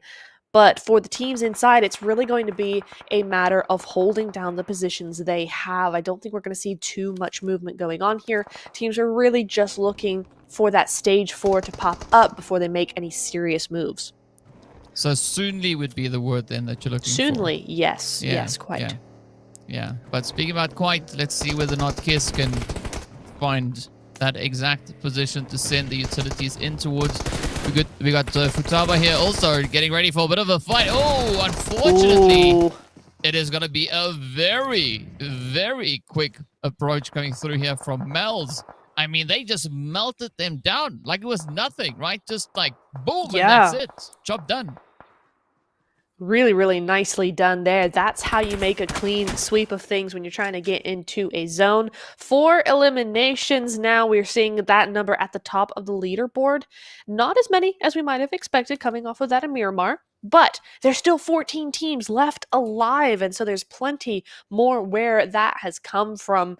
For now, OOC looking pretty good. Yikes looking even better in terms of positioning inside of zone. It's a nice little hill that they've got here, but they do have a team right below them. One that they should be able to get rid of easily because of their positioning, but you never know. There's 2 teams down there, actually, and that team directly below them is Lighter DK, and that's not a team you want to underestimate. Yeah, I mean, that is the worst thing I think that you could do at this point of the competition and of the match as well, right? Is don't underestimate any of these teams, as they've all been showing us just how aggressive and pretty crazy gameplay they can bring onto the battlefield here. Speaking of which, though, K12 finding themselves now at the forefront of that, as it is going to be Fenerbahce trying to pressure them on through, and they do succeed as we do bid farewell to yet another squad. 13 now remains. A bit of an opportunity here for Fenerbahce to get themselves all patched up and back on their feet and ready to roll and ready to move. But Lyda might not allow too much of that eventuality to come through for them. It's an interesting split that Bonfire have here, a 1-3. It's not super far, and she's got good cover, so it's not really risky, but it is interesting to watch. She's scouting out from the rest of her team because they do have 300 meters to go, and she's just really trying to make sure that none of those teams trying to move into zone as well are going to be a problem for them. Meanwhile, Yikes Flame, Hate Me, is looking for those shots, but has to be careful of that off angle from Alina down below. If she was looking up, she definitely could get some shots up. But Fenerbahce might be a little bit of a problem now, DK. We're getting a little bit sandwiched here. And Lighter could have a really tough time on their hands. Yikes may be able to hold off Fenerbahce a little bit, but I really feel like Lighter are going to get caught up in this. Yeah, I mean, looking at the two teams, I do believe that you're right in saying that Fenerbahce could be finding themselves in a bit of a predicament right here. But it does seem like Fenerbahce are actually using the quarry itself to move through, right? So they've not come up onto the outskirts of the quarry. Instead, they are going to be dipping into it. And at least for the time being, that is a strategy that could actually work out quite favorably here for them. So now all the focus turns onto the side here of LiDAR to see if they can potentially sustain a bit of continuation here. But the challenge is there that the Zord is going to be closing on up, right? Fenerbahce now, they've moved through, but now they got to find a way out. And this is the part of what I mentioned yesterday is quarry is a great spot to go into. It's so challenging to get out of, and that is what they're experiencing right now. Yeah, that was rough. I mean, it was a great idea to go underneath, but it opens right there, and that's the worst possible spot it could open onto the road there. So it is unfortunate for Fenerbahce, but you know what? They kind of dug that hole, and so they got to figure their way out of it. Meanwhile, this might be the way they need, though, because Yikes and Lighter going head-to-head here, and Hate Me is down. One of their players is low as well. She's just trying to heal up. There we go. And the fights are going to and from here, but I think for Fenerbahce, it's a little too late. They're out in the blue zone, but we go back to these two, where Lighter have actually moved up the hill quite a bit here. So they may still have a little bit of an opportunity here to take over Yikes' position and actually get inside zone. Or not. Never mind. Yikes Flame just playing with their victims at this point, right? Just having a feast, and now it's going to be that send coming through to just try and close it up. One well-placed knock with a vehicle could definitely seal the fate. Oh, and there we have it. Right, wasn't the vehicle, but it was the follow-up spray coming on through. That is Yikes.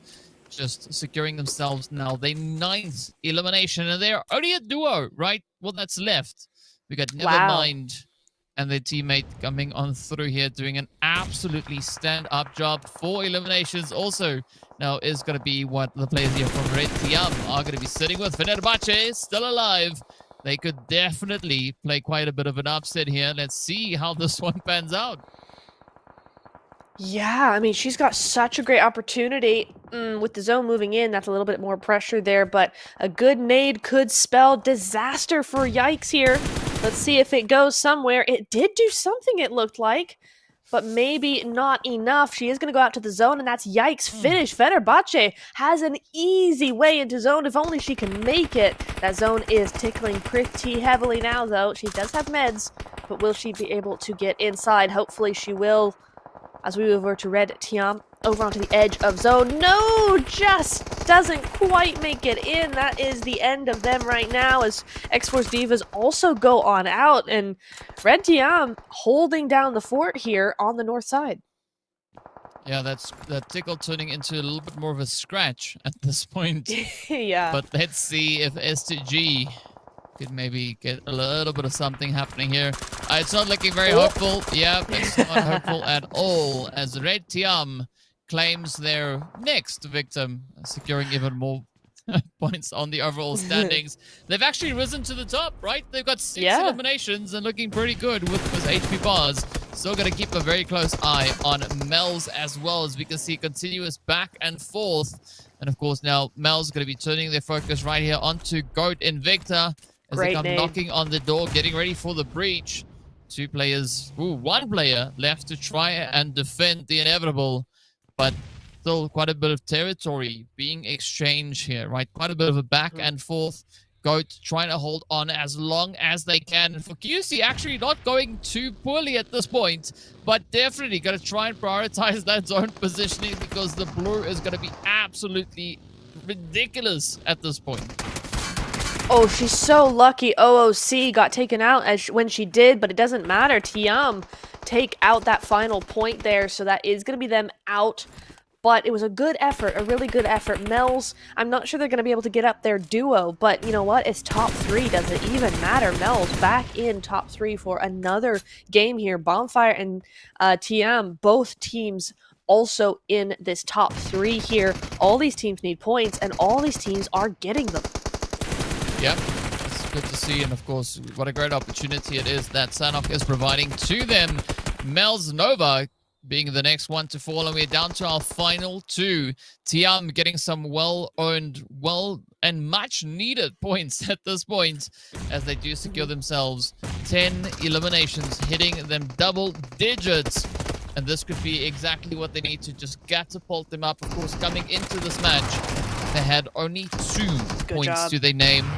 Now they've gotten 5 times that. But will they be able to get 10 times that? No, they will get denied that opportunity. But what a great comeback that is.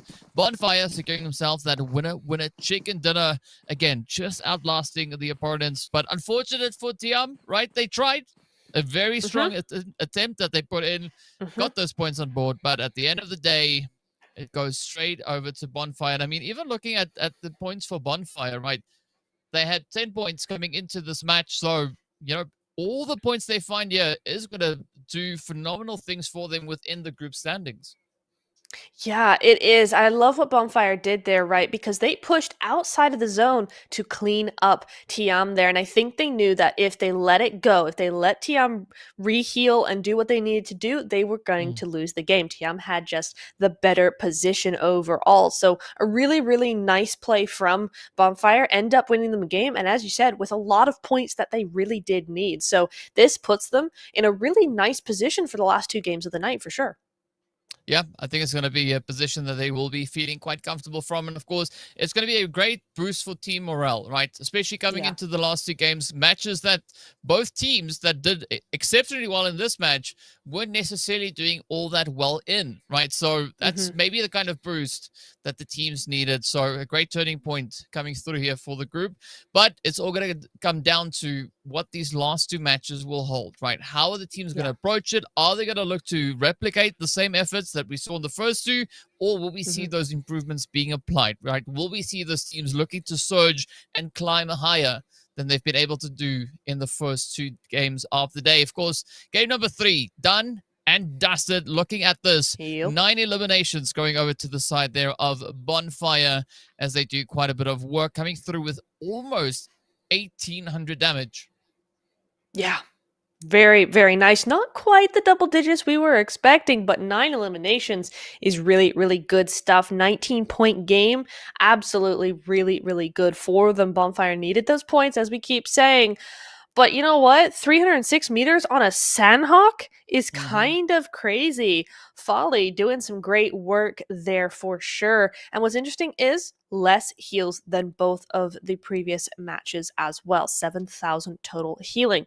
So you are seeing a lot less throwables, a lot less healing going down. It's really just making sure those knocks are taken and making sure you're in the zone. It's something we're seeing now. We're getting into the 3rd game more so than the first 2. It's kind of like these teams are saying, okay, we can't really mess around now. We've got 2-3 games out of the way. The amount of games we now have is really dwindling. We need to make everything count. Yeah. And I mean, like, looking at the amount of heals that you were pointing out there as well, it makes sense because there was no time to heal, right? It's either you fire or you get fired at, right? So, yeah, some very quick reactions having to come through here. And of course, the MVP of the match is going to be none other than O'Daddy, all the way from Mel's, securing themselves 4 eliminations, 708 damage. Some impressive numbers coming through here. Yeah, well done. I mean, we were watching a few of the plays coming through from O'Daddy that we saw on the stream. So, yeah, some very impressive angles, some very impressive sprays. But now we got to take that all a little step further, right? We got to see what the point situation is, where these teams find themselves, and, you know, just how much of an impact this game has made. Of course, no surprise, to see the players here from Bonfire coming through with those 19 points. 9 eliminations to their name. Tiam, 16 points. Very well deserved. You can say the same here for Mel's and Yikes as well, right? Goat just keeping that consistency, though. Mm-hmm. Yeah, they have been lighter as well with 6 points. No, it's not their best game, but it is a lot more points than you're seeing the rest of the lobby have. So both Goat and lighter, both these teams are really stepping up and keeping that consistency, and they're able to say, okay, this might not be a banner game for us, but we will be able to keep going, keep those points coming, and wait for the next game where maybe we have a bit more control. So really, really good from all of these teams. And Mel's, another team that I want to point out, is just keeps climbing and climbing. They moved into like the top 5, top 6 with the last game, and here they are again with 14 points on top of Sanhok. So it's looking like a really good day for them so far. What we will see in Miramar, we have left to see. Yep, we will see what we'll see when we get there to see what is to be seen, right? Exactly, yes. What I also do see is for teams not getting themselves the points they would have liked to have right here. And of course, we still have one team that is yet to make that breakthrough, that is yet to feature.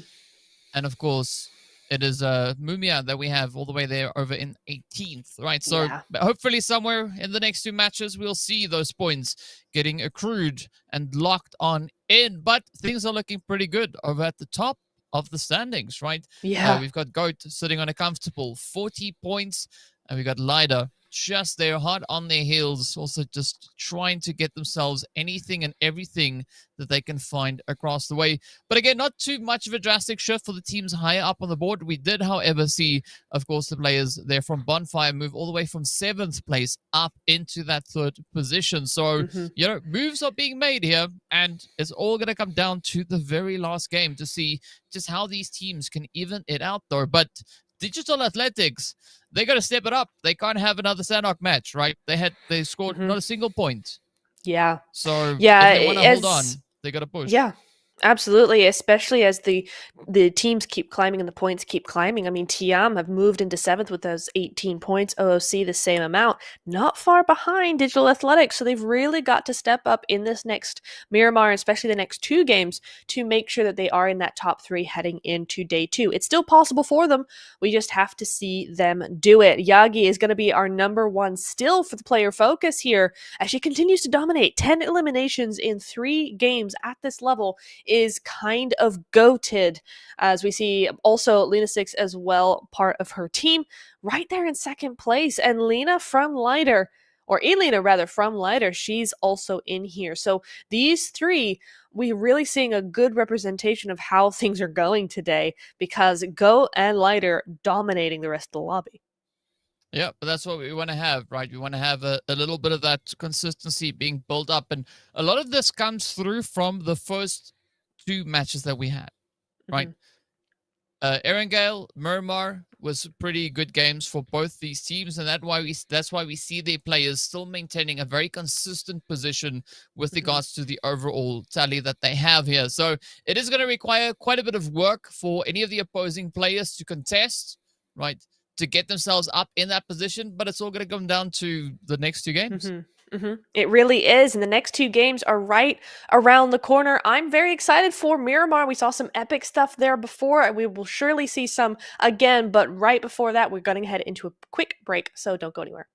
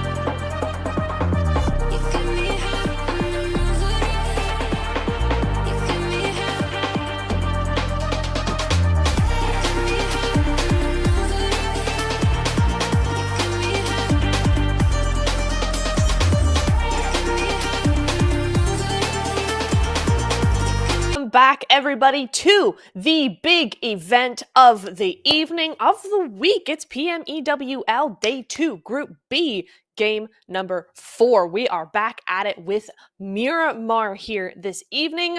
I'm Neptura, of course, and DK, hi. How are you feeling after the break, and are you ready to get into match number 4? Yeah, I'm looking forward to it because, well, we're heading back into the desert, right? Miramar, Yep. in case you were wondering what it's called, there's the name. Based on what we saw in the first 3 matches, it was insane, right? I didn't really touch on this in the previous game at the end, but the amount of eliminations that we saw again, right? The top 4 teams coming through with 9-10, 9-9. Yeah. Right? Again, super aggressive. Yeah. But this time around, it was other teams getting that super aggression going Absolutely. in their direction. So, yeah, I'm curious as to what will be happening in this one. Will we see a continuation of that momentum that has been building up between these teams slowly but surely? Or is it all just going to go in a different direction? Like, we don't really know. So we'll find out soon enough. But from what we can see, though, is the teams will have no difficulty finding a spot to drop because they have access across this map with this current flight path. Yeah, really do. I'm going to do a quick prediction here. I think the zone is going to go to the north side. I think we're looking at Crater Fields and La Cobriera.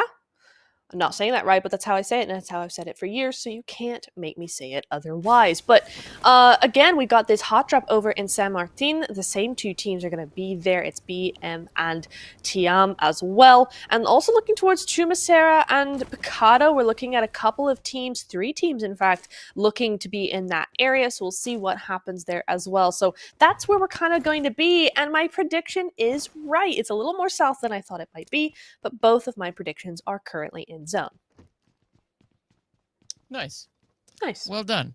Yeah. Thanks. I mean, I won't comment on the names, but if San Martin is going to be the place where we are going to be starting this party, let's get it going, right?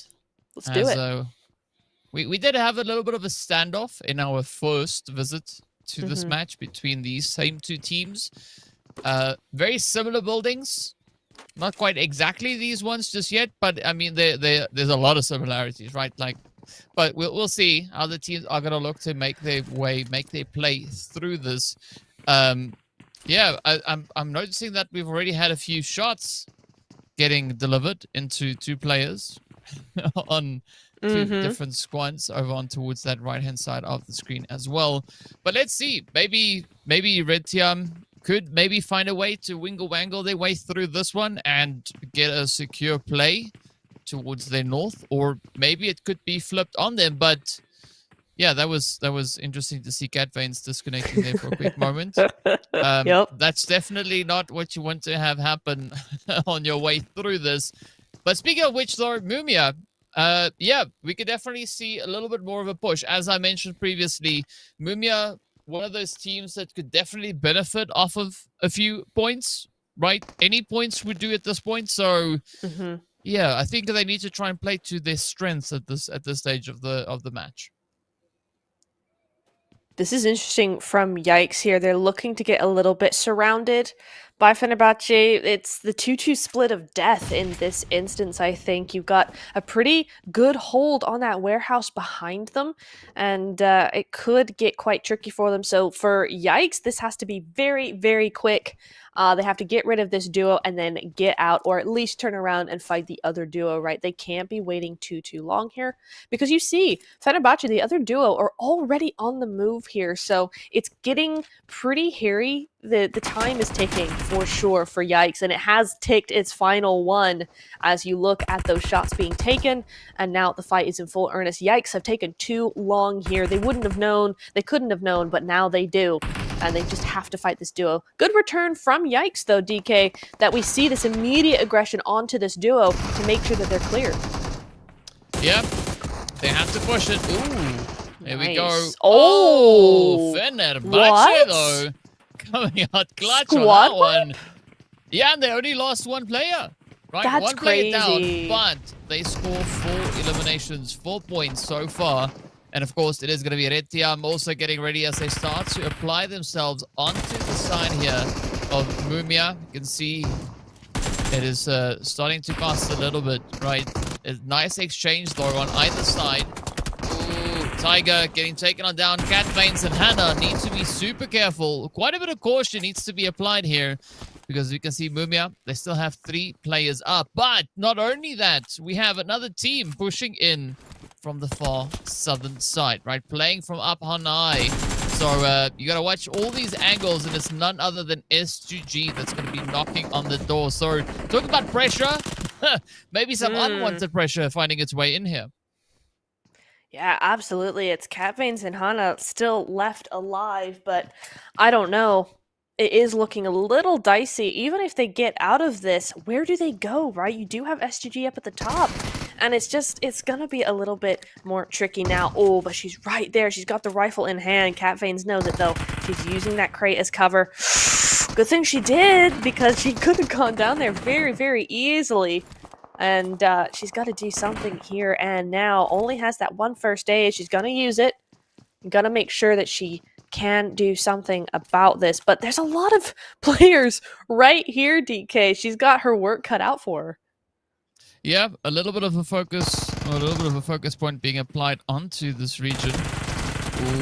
Ooh, hold on. There we go. Whoa. Mumia getting themselves a few additional points on the board at the expense, though, of Tiam. So 2 teams down as we see Tiam and Yikes not surviving it all the way through. There is one other team that has not made it into this match for reasons unbeknownst to us, but it's okay. We shall continue to push upwards and onwards. And now, it does seem like things, at least towards the northern side here of San Martin, has quieted down a little bit, so it gives Mumia a bit of an opportunity. But I think S2G are setting up quite a bit of an ambush play here, right? Because looking at the way that Mumia is moving about this area, I don't think that they are quite aware of S2G's position up on the high ground. No, they're not. They have no idea. I mean, it's something that they're going to be thinking about, because obviously it's the higher ground. A lot of teams tend to go up there. But are they thinking about it this early on? I mean, stage 1 still has not closed in yet. So they could be thinking that there's no one there right this second, but it's definitely something they want to be aware of. Bonfires, we move over into El Pozo. Much more situated inside zone. They might be on the edge, sure, but at least they're on that northern side, which is where I think it is going to be going. And they seem to be the only team in the vicinity, so they are big chilling right now. They're thinking about going into the deep dive, and so she does. They're getting that little bit of loot that's in there, getting those vehicles ready to go in case they need them. El Pozo's a big, big city, and for one team, they must be absolutely stacked right now. So, sounds good, looks good for now, and we'll see what happens in the coming zones, where that's going to shift off. Yeah, we'll definitely find out in due course, but in the meanwhile, Blue is going to continue to do what it does, so it's going to be closing quite steadily. But I'm curious to see who's going to be the team to get that chicken coming into this one, right? Because we've had a few teams step up to the plate, right? We had Digital Athletics in the very first match of the day over on Erangel. We did see Lida, of course, securing themselves the victory on the previous Miramar that we had. Bonfire, we had on screen just a mere moment ago, also having some great success. But now it's going to boil down to what's going to be coming in with regards to these plays, right? Will we see S2G maybe potentially sneaking in, with cheeky chicken somewhere, right? So yeah, there's so many potential plays that could be had here. It's all going to come down to how S2G make their way through this. I like the fact that Seren has a decent serving of ammo, right? 343 rounds available. That's a lot. Yeah, that's so And the much. other weapon is a UMP. It's not even an M4. That's So, crazy. wow. I saw that similar in, I think, the last Miramar as well. Really stocking up, and y'all think I'm the loot goblin. Yeah, that's some crazy numbers, but you know what? You got to use it. If that M4 is your long-range weapon, then yeah, you've definitely got to use it. If your Scar is your long-range weapon, whatever. But OOC, over on Power Grid, nice spot. They look to maybe be doing a little something different here. This is a really very powerful position to have. This compound is a lot more useful than you think it might be, right? It's just a few shacks on top of a hill, but there's actually a lot of cover to be had up here. It's quite difficult to attack. So a really good position from OOC. They're playing the long game with this one, really just trying to make sure they have a good position first and then get those eliminations second. So we'll see who moves up into Power Grid. It looks like VPG have made it in there. Yep, shots are being fired onto their position right now. But for now, I think it's one of those positions where neither team really going to be looking for any serious shots. But one thing, so this position that OOC finds himself in, yes, I agree with you 100%. This is a great position to be in, right? But to play this position, you got to do what Lola is doing here. Is you're going to have to move continuously, right? True. You're going to have to up from the one spot to the next spot, continuously looking all over the place, because that angle has got so many ridges and so many points of approach. You got to try and keep an eye on all of them. So it's a good spot, but not an easy spot, even though it might seem deceivingly so. So always got to keep a very close eye on that.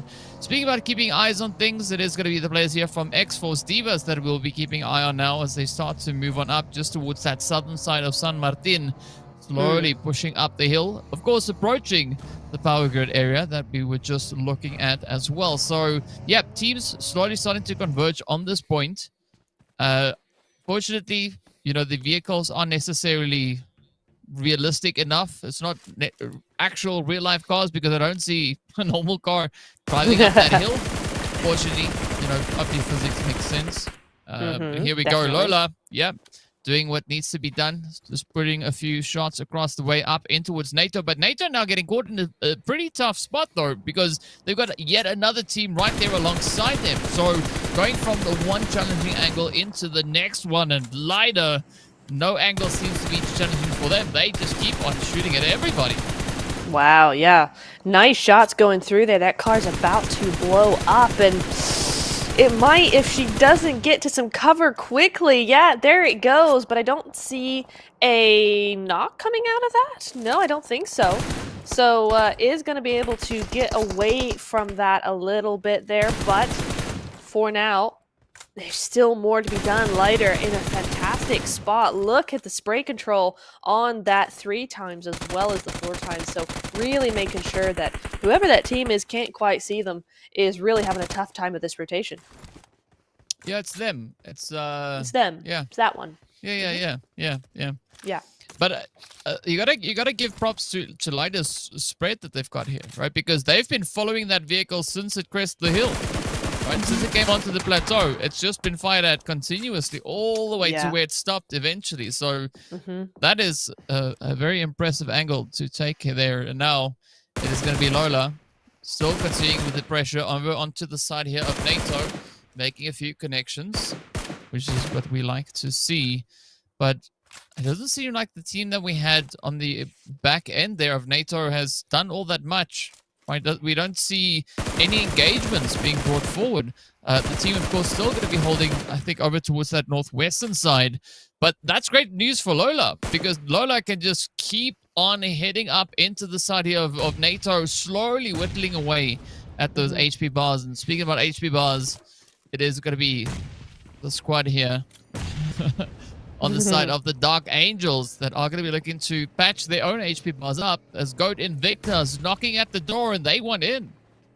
They do. You can tell they're feeling the success of the last few games. They're very, very confident here. They're not looking to prolong the quiet, the dry side of the game for much longer here, moving in against Dark Angels. It's a good spot to contest here. There's not anybody around them. It's unlikely for anybody to be around them anytime soon. And Dark Angels really have to be on their guard with this one, because now Rogue Baby does go down. Lena 6 is able to get the job done. Nice cover coming in from her as well. And meanwhile, Yagi just on the other side, just holding, waiting for them to be flushed out so that she can have her turn. So really nice teamwork coming in from Gon Invicta here. Yeah, great playing coming through there. But now we return back over onto the side here of Lola. The zone, of course, just shifting up a little bit. Not a super aggressive play, but that is what we kind of expect to see over on the side here of Miramar.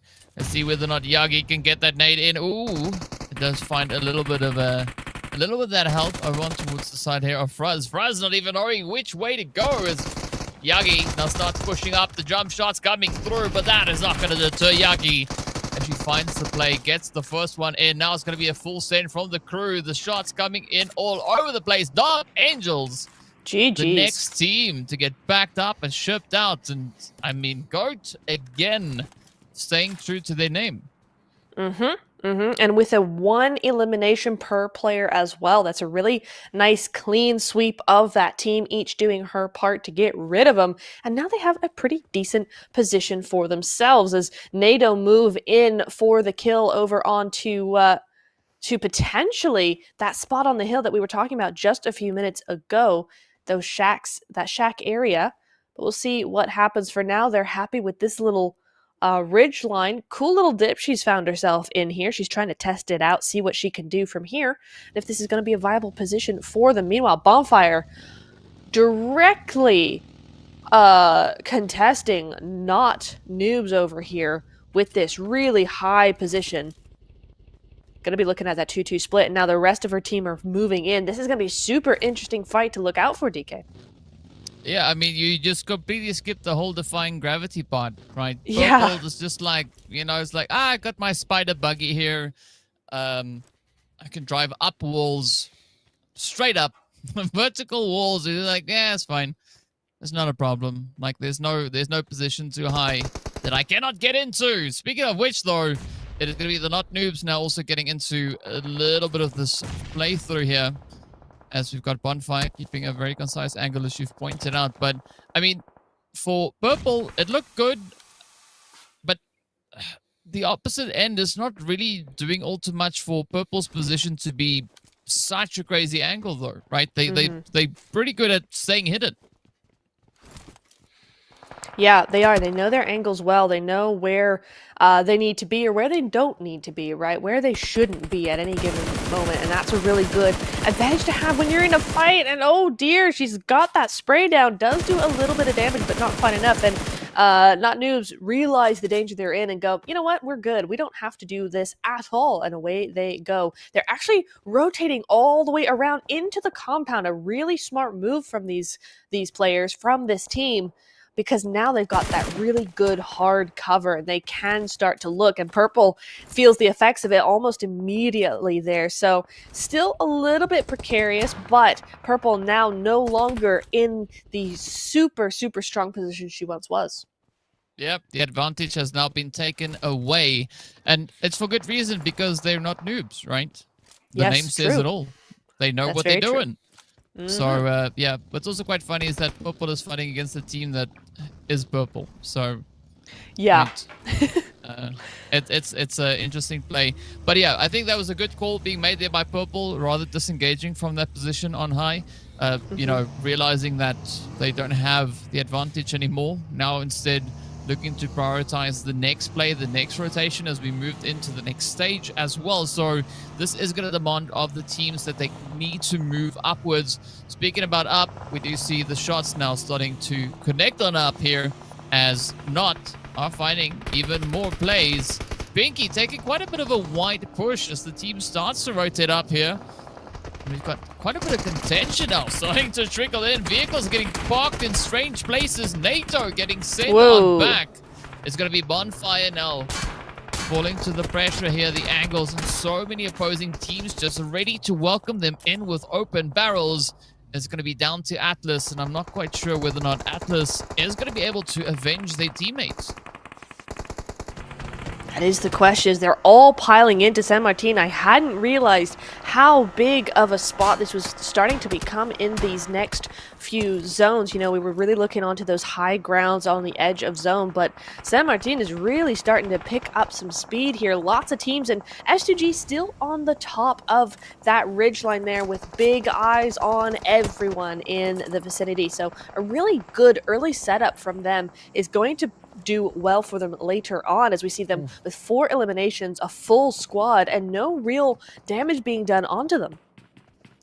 Yeah, I almost stressed there for a second, hence the ooh that I did, because I saw clean shot being lined up, only to realize that it's the teammate, so it's all good. But it is going to be Digital Athletics just below Mumia here, as you can see.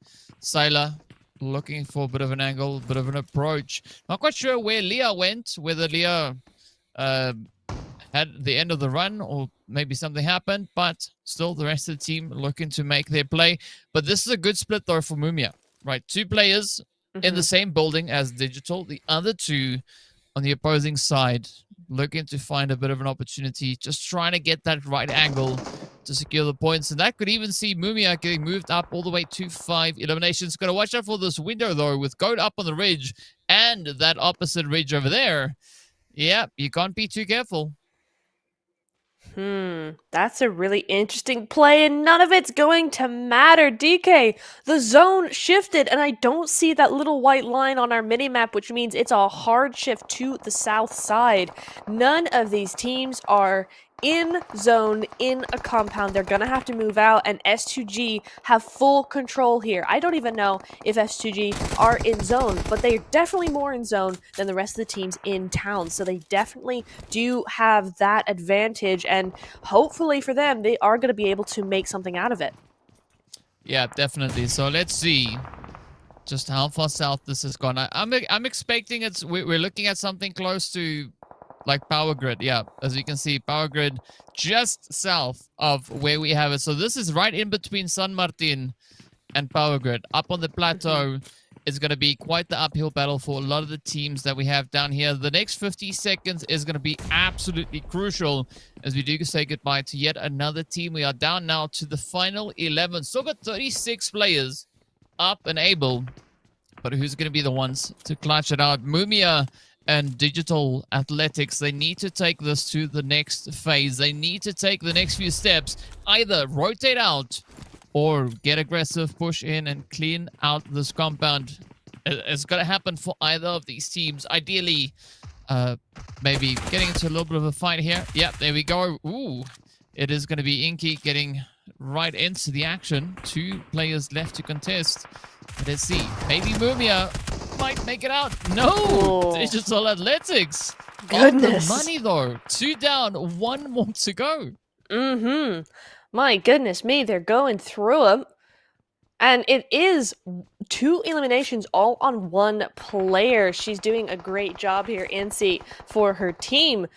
And now they've got the cleanup out of the way, right? Yes, there's that solo player, but she's across the road. Now that they've got the cleanup out of the way, they have to start thinking about the bigger problem, the path into zone. It's currently choked full of these teams that are all trying to full send their way in. You got Go on the outside, you got K12 here, S2G as well, and there's a bunch of teams to the south side as well as everybody else still in the blue. So this is where 11 is going to become 5 very, very quickly. I think this north side is absolute chaos as BRX are the first of many teams to fall here. Yep. 1 down, 1 of many yet to come. And this is now a great opportunity for actually quite a lot of teams to steal points all over the place, right? Just to capitalize on the carnage that we have unfolding ahead of them. So you can see the teams now just drastically just plunging on down. We were on 11 teams a few seconds ago. We're already sitting on 8. Right, so 3 teams have so far not made it up into this next spot. But I'm looking over on towards that western front. Right there where we've got K12 as well as Goat. Seeing that a few teams from the southern side, or northern side rather, are still going to try and maybe get themselves up onto the plateau. I think that area is going to be absolutely essential and needs to receive a little bit of focus as well.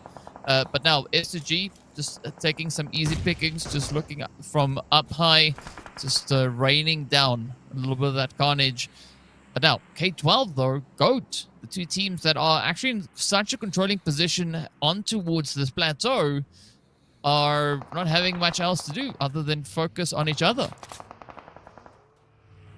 Yeah, it's a rough one. I'm really interested. Who's that team on the south side, the green? Because purple is not noob, right? So we do have that team that made some pretty good moves before. It's lighter. DK, it's lighter in the green. Oh, maybe one less. Oh, no, can't hit her shots. Rip that. Okay, so we're back up to 4 for Lighter, but oh my goodness, that's not a team you want to be waiting in the wings. When this is over, they will be ready. So we'll see how that goes as VPG do go down next. Digital Athletics getting almost taken out by Nadia there from Esports, K12 Esports. But a nice shot from Lucy as well. Gonna get stolen away. Oh my goodness me, there's a lot going on here as Beza might just get a really good nade there. It does indeed hit the mark. Doesn't quite do any damage she wants to get done, and unfortunately for her, it's not going to be enough. She does go on out there, and now we're down to 4 teams. Just 4 teams left alive, DK. I mean, S2G, they just gobbling up eliminations, right? Oh, yeah. They just go like, oh, there's a free one over there, easy one there, right? They clean it house. They just go into getting right down to business. But I think it's going to be between 3 teams, right? I think it's going to be Goat, S2G, and Lighter, right? Agreed. I think they are going to be the 3. Well, they have the only 3 teams with 3 players or more left. True. Digital Athletics down to their solo, but it's been their best performing player for this match, locking in all their points, all their eliminations, and now it's going to try and just ride out the storm all the way to the bank. Are they going to be able to get the job done, though? As you can see, Lighter, they getting active. Melina definitely finding the plays up into the side there of Lucy. So now it's down to Siren and Aura that are going to try and survive. The push comes through. So there's not a lot of options. We do say goodbye to Digital. But here we have it. As we know, Lighter, no strangers when it comes to clutching it out here. But of course, you cannot forget the performances we've been seeing come through from GOAT. They've just been so damn consistent here today. Already sitting with 13 eliminations under their belt for this match so far. That is exactly what Lighter had in the previous Miramar. But here we go. We are down to a 2v2. It is going to be an absolutely insane push as we've got Melek on the opposite end now looking to defend. Up comes the push here from Goat. Here we go. Polia just trying to pop that rage back on a 3-piece. Down to 2 they go yet again. It is going to be Elena sneaking in the head, and now it is down to Yagi. But Yagi, being no stranger to the aggression, is going to try and hold on as long as they possibly can. And this is a great opportunity now for Lighter to try and get the numbers in their favor. Going for the res as the play is there, and that is Lighter coming through with the second chicken on Miramar. That's crazy. That's definitely a team to watch for Miramar. My goodness me, 2 for 2 at this point in time, and with such phenomenal, massive, big, decisive wins at that. I mean, what was that, 13, 14 eliminations? I said, when I saw that was who was the green team on the south side with a full squad, I was like, they're gonna win. This is gonna be it for us, because the rest of those teams don't stand a chance against this powerhouse that we've been seeing bulldoze their way through the desert here tonight. What a game from them, and again puts them at the top with another double-digit elimination win. So consistent, and so consistent even to the point of the same amount of kills or eliminations in each game, right? Yeah. That's crazy work. Yeah, it's ridiculous. It's insane. It is. Yeah, Color me impressed. Very, very impressed by the performance that we had from Lighter. But of course, you cannot forget the play that we had come through from S2G, right? Yes. S2G also playing a phenomenal match, coming in to that last bit with 13 eliminations to their name as well. So they might have gotten even more than that, right? They might have gotten all the way up to 14. Yeah. Right? Because as we know, Lighter, they were pretty persistent. They were not going to let any of their players get taken out without their say-so. So, yeah, a very impressive play, but different strategies that we had, because S2G, they were pretty much just dominating that ridge line for the entirety of this match, right? They moved in, they stayed there, and they just kept on pressuring anybody that they could spot. However, if we look at the approach that we saw come through from the side of Lighter, right, they took a completely different play, a different angle, but still coming up with a very consistent performance when it comes to the map of Miramar, right? Not quite 13, but, I mean, they won away, right? Scoring 12. Almost went one higher, 14, but scoring 12 eliminations right then and there. And again, absolutely impeccable performance from their side. Yeah. Yeah, very nicely played. I mean, it's a common zone we do end up seeing right over onto the south side of San Martin. It's often going that direction. So perhaps these teams have a little bit more experience with that sort of terrain, but that push coming out of San Martin is not one that's so common. So a lot of those teams really were fighting for their lives and did a great job. I mean, as you said, S2G did a really, really good job with holding down the fort as much as they could and picking up those elims as much as possible. But Go again coming in second place there and being able to really hold down their own fort there and being able to get as many eliminations as they did is really solidifying them in that top three for the game 5, but also tomorrow, day 2. Yeah, and also just to put a little bit more emphasis on how crazy it was in this game, right? Only 6,000 health has been recovered in this game. Wow.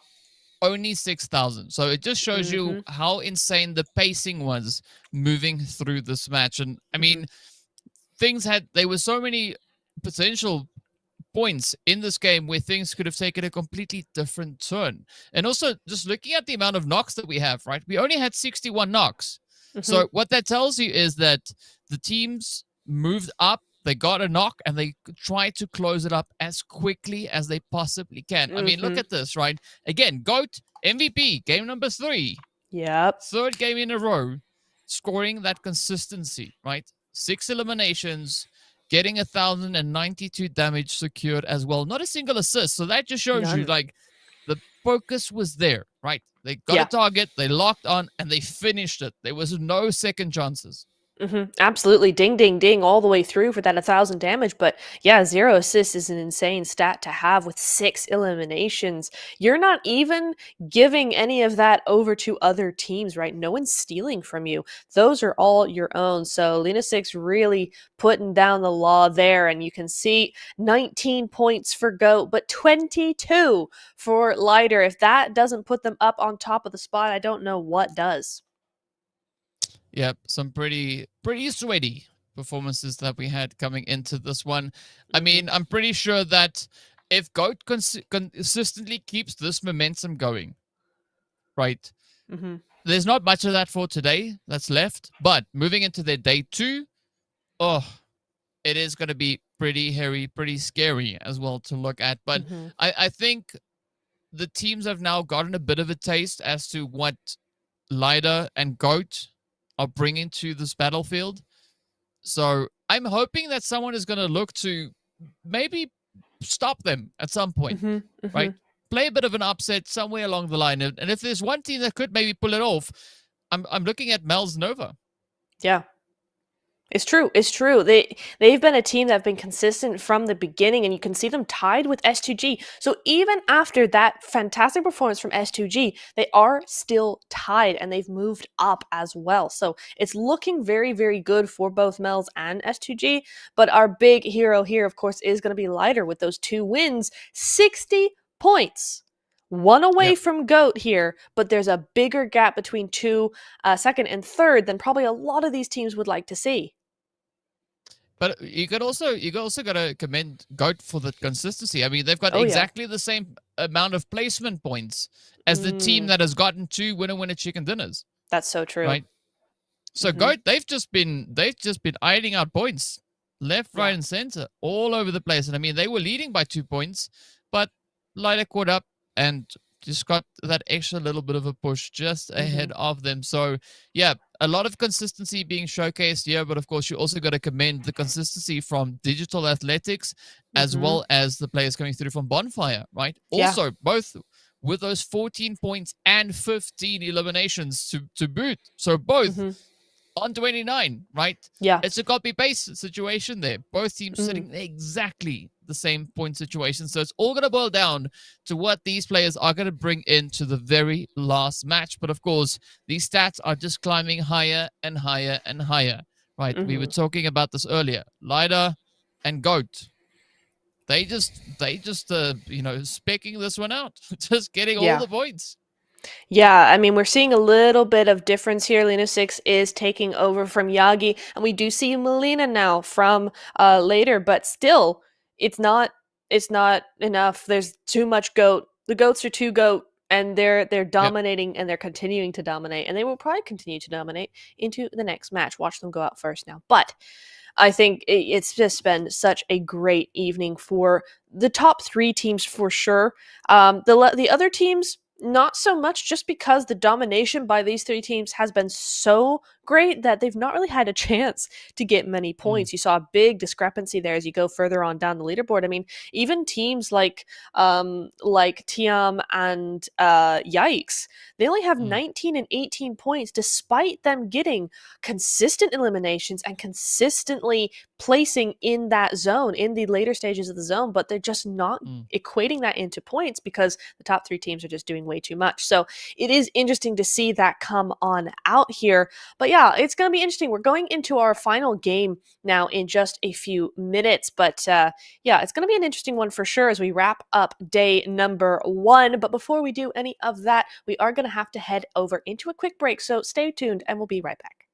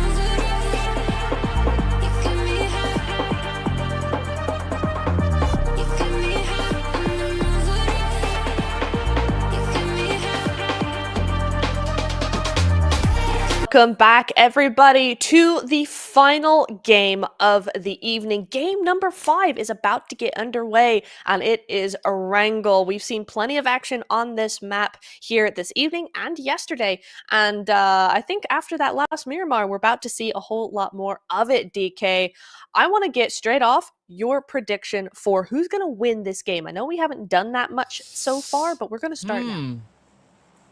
Well, okay, so if we're gonna go for prediction as to who's gonna take it, I'm thinking one or two teams, Goat or Light Up, one of the two. Yeah, that kind of works, doesn't it? I mean, it seems the most predictable in a way, just because they've been so heavy hitting. I mean, because game one, they were both in the top 4. Game 2, top 2. Game 3, yeah, not necessarily anywhere there, but it was the Sanhok map, so they weren't too phased about it, I'd assume, right? Game last one that we looked at, they got first and second place in that match, right? So now moving into the last one, yeah, I don't see a break in that momentum coming up, right? They've just been so consistent. A team that might look to contest them is S2G, right? Just based on the kind of pacing that we've had. But also, I wouldn't be entirely surprised if Mel's Nova decided to step up. True. Oh no, it's another similar zone. Interesting stuff coming in here onto the terrain of Erangel here. VPG looking to go straight down to that farm coastal area, ready to go into those boats and hop on over if they need to. Lighter as well, looking across the ruins area, ruins and school. But so far, I'm not really seeing much of a hot drop, so to speak. I think we do have one on Yasnaya, Tiam, and Mel's in a 2-2 split over there. But Mel, I mean, it's a big enough city where they're probably not going to see much of each other. Yeah, I don't really see the teams necessarily going for a hard drop at this point. It wouldn't make sense. But looking at the zone that we have, I wouldn't necessarily commit fully to the south. Yeah. I wouldn't 100% commit to the south just yet because it's not as far south as the previous one was, right? As match 1 was. So we've also seen a zone like that that's kind of 50-50 between the far south and like the mid-south. And there is a chance for it to shift back to the north. So to still stay on the main island. So I think just getting set up close to the bridges in case you need to move further south, I think that would be a good spot. And just in case there's a team that feels like they're not 100% sure and they want to commit to a far southern push, right? Having that position on the bridge allows you to be a bit of an obstruction, right? To score a few elimination points or just a few whatever points along the way. So I think that could maybe be a good strategy to try and utilize at this point. But I mean, you know, we're not playing the game at this point, right? We're not on this battlefield right now. So yeah, the players might do exactly that, or they might do exactly what they want and feel like doing at this point. There's a little bit of contention here. Yikes and NATO, both teams that we've seen a lot of on our feeds, right? They've both been quite active in these games. And this game does not seem like it's going to be any exception, except they've got 1,500 meters to zone. So they're going to have to wrap this up quickly. It looks like 2 of Yikes are able to get out of there. And certainly NATO have a good exit point. But the other duo of Yikes have pushed in a little too far to be comfortably able to get out of there as well. So this is a bit of a precarious situation for Yikes. We keep seeing them in these sorts of predicaments, so we'll see how they can get themselves out of this one. Already we see one of the Yikes girls being or getting out of there a little bit, maybe trying to find some more cars or something, but she's out of the city for now at least. But Remy is not going to wait around. Hate Me might see a nade to the face coming very, very shortly if she's not careful. But you know why we are seeing Yikes so often is because they don't back down. In a good way, right? Yeah. They don't back down. And especially if you look at their performance that we had on Sanhok, they were just like up there. They were just in the face the whole time. It's like, we're gonna fight, right? Whether you like it or not, we're gonna fight. I mean, they walked away with those 9 eliminations. So yeah, they definitely have great capability when it comes to engaging with fights. Now, I want to see what they're going to be doing in this one, right? And I'm actually quite curious to see how their plays are going to evolve as we move into the second day. Because if they keep that kind of aggression, that kind of relentless effort, right? They remind me a lot of a honey badger, right? It just doesn't back down. True. Right, regardless of what you throw at it, it's just like, well, I'm gonna keep pushing, and that's what I see come through from the side here of Yikes Flame, right? So I want to see a continuation. I want to see them build on that. I want to see them evolve that even further, and if they add positioning, rotation, and zonal play to that, I think they could be quite a force to be reckoned with. They absolutely could be. You do see their fourth player back now with the team in a 1-3 split, maybe looking for loot, but also looking for a cheeky little angle, perhaps, maybe. I mean, NATO are only a 3-woman squad at the moment, and they are all huddled up in one building, so it could be quite easy for Yikes to make that wraparound and do what they need to do, but time is ticking, right? And I didn't see that many vehicles. It doesn't look like they really have that ready to go yet. So we'll see how that works out for them. As we see now, teams are starting to move into that first zone. Not Noobs, Occident, all with their own vehicles making that push in all the way down on the eastern side. Really, really empty. Might see some trouble coming into Milta, but before that, maybe they'll get a boat, might do. Otherwise, maybe a little bit of trouble, or they can go to the north side. There's some very empty spots all the way on that north side of zone as well. No one's in school, no one's in Pachinki of all places. So it is quite open. There's a lot to grab. Yeah, there's definitely quite a bit to be grabbed at here as the teams are going to continue to push. But looking at the angles that we've got, I mean, it's nice and quiet here close to Malta. So Not Noobs taking an interesting approach as to how they're going to look to get themselves situated. Could that maybe be a rotation that we could be staring at? As that would be they wise. Are pushing towards the coastline. It's definitely an approach to take that is going to cost them a little bit less ammo, right? Because they're on the boats. They just got to make it all the way down. But yeah, that zone definitely looking quite interesting here with regards to how it is going to look to play out for these teams, of course. It's going to be quite a bit of a lengthy rotation if you're going down either that eastern or western coastline to get yourself to where the zone is going to be taking us. But I think this next shift, right, stepping over into stage number 2, that is going to be the determining factor as to where these teams will look to solidify their position, right? Whether they're going to commit to the north or commit to the south.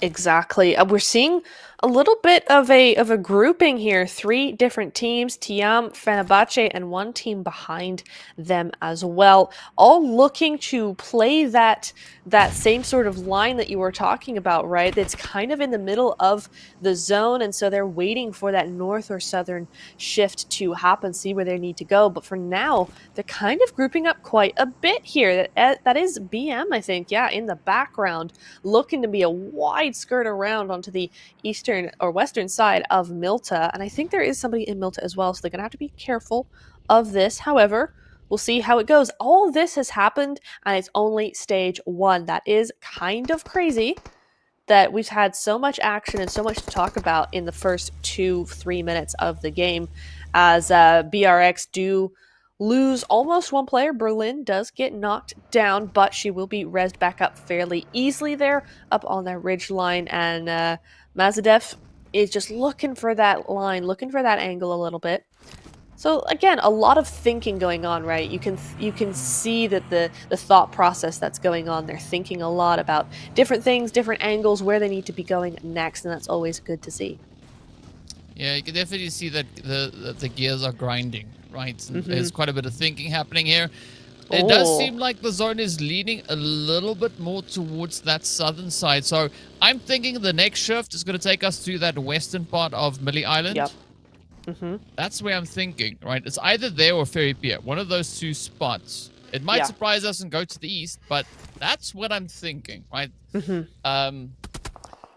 So we'll see. We'll see how this one pans out. I like this congestion that you were talking about earlier with Fenerbahce as well as Retiam all just over on towards this bridge positioning here. But looking at the options that they have at hand, I definitely want to see one of the two either just kind of clear out that bit of a blockage and then push towards the southern side. But I've got this idea that they are going to wait up until the blue zone kind of starts nipping at the heels before they really commit to that push. So we'll just have to keep an eye on that. In the meanwhile, it's going to be X-Force and the Dark Angels now getting ready for a bit of a back and forth here. So full send. Only one of Dark Angels is going to be over here. So Faye, oy vey, right. You got to watch it. You need that backup from the rest of the crew. We do have Amara starting to push on up, but we need to see Fruz as well as Rogue Baby also just kind of join up on this point if they want to be able to survive the onslaught.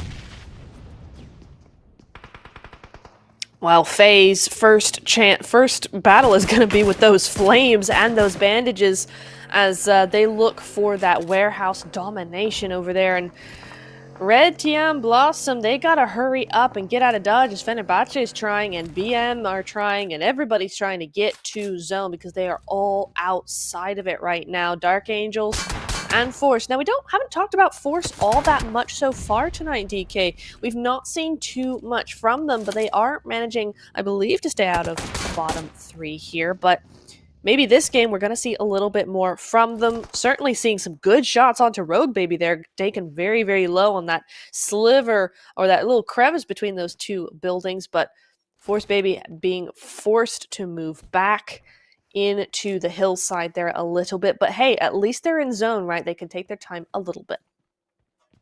Yeah, so that does allow them a bit more of an opportunity here. I want to see Dark Angels pull off a good strategy over here, right? Currently holding on to a bit of a spread here. So it's a 3-1 split that they've got going. Now, Rogue also on a bit of an off angle could definitely just lay waste onto the side here of Anasha. As you can see, X-Force now starting to push further and further afield. Good spray going through here from Faye, just following up and finishing the job. So good teamwork. Now, Baby going to be looking to start strafing. But of course, X-Force, they are left with only 2 remaining players, right? So it's going to be Chu that is choosing to just keep it nice and stationary, not going to be moving about all too much. It's going to be Rogue pushing up on Baby, who will get the play. The buggy is currently just starting to move about. Let's see whether or not Faye can get it. Fortunately, that back seat on the buggy is going to be providing just enough coverage for X-Force to stay in the fight a little while longer. You were asking for somebody to get a glider. Two? Yeah, yeah. Maybe nice. Even more than 2. Who knows? Maybe. We'll find out. But there's 2 players definitely in that the one that we were looking at just there. Up comes the push. There we go. GG's. I like this for the Dark Angels doing some good work. So yeah, that is how many down already? 3 players down. Yep. 1 more to go. But I'm not quite sure if they're going to be able to catch Baby. It all depends on where Baby decides to rotate up. And of course, going for that light tower. Interesting. Interesting. Lighthouse. I'm shocked that they were able to actually rotate in between Baby and her teammates in the warehouse and get away with it. That is crazy work. I don't know how they managed that, but manage it they did. And unfortunately, Force paid the price for it. And now Fruz is looking for more. She's around the outside. Her teammates are coming in to help her out here, but she won't need it. She won't need it. Baby's out. 0 elimination, 17th place for them. And Dark Angels go out or go in to the next zone with a full squad wipe. Hey, Blubber Duck. Hey, your skin. Blubber Duck. We found it. Yeah. There we go. Oh, okay, now I'm happy. that's 2G. Last match. Nice. We got a Blubber Duck. Happy days. This Heck is a yeah. very interesting rotation coming through here from Lida. I I don't know if this is maybe a bit risky because, you know, it's costing them quite a bit on the mids department. So, yeah, I hope that they are able to find more so they could maybe continue with a bit of that play. Of course, we are going to be looking up on towards the northern side of zone. We've got NATO getting ready for a bit of a push here on towards Fenerbahce. Peppa! Oh, just peppering with the sprays here. Nice. As Ona comes through, one gets more. the job done, Can't but see not her. out of the woods. Oh, that was a quick play. Now, with that, NATO down to 1. It's going to be Remy looking to try and close it up for the team. Oh, nice shot. Nice. But can she get it, or is she just going to leave it at that? I think that's her only option here. Yeah, she's going to take that knock and run. Hopefully not straight into that other team that's right on the other side of her, but we'll see how she goes. At the moment, Mel's, interesting, opting for that late rotation across the water, as is K12. They're both at Ferry Pierce. They do have that opportunity to get over there, but with the way the zone's going, I'm surprised that there are any teams on the mainland. Yeah, and I'm quite happy to see that the zone actually decided to shift a little bit more to center, right? So it didn't go west, didn't go east. It's kind of just there in the middle, the kind of best of both, I would guess. But we are currently still up in towards Ferry Pier, where we do have the players here from Mel's Nova trying to make a little bit more of a push further and further up in towards the zone. But K12 in a bit of a predicament, right? Because they've got Mel's are on the western front. There's another team that we saw a little bit further away over towards that eastern angle. So they got to be careful. It's not going to be an immediate threat, any immediate danger that's going to be finding its way towards them, but still something to keep a very close eye on. Speaking about keeping an eye, it is going to be Bonfire. Kaisu now trying to find a little bit of an angle to play at as they are going toe-to-toe here with Mumia. Both teams out in the blue. Mumia not necessarily in the best spot here. They've got a 1 player left. The blue is going to be just eating away that health bar. Up comes the push, the rush to the play, and that is it. GG's. It is Bonfire getting some marshmallows out. Right. Yeah, Having absolutely. making s'mores.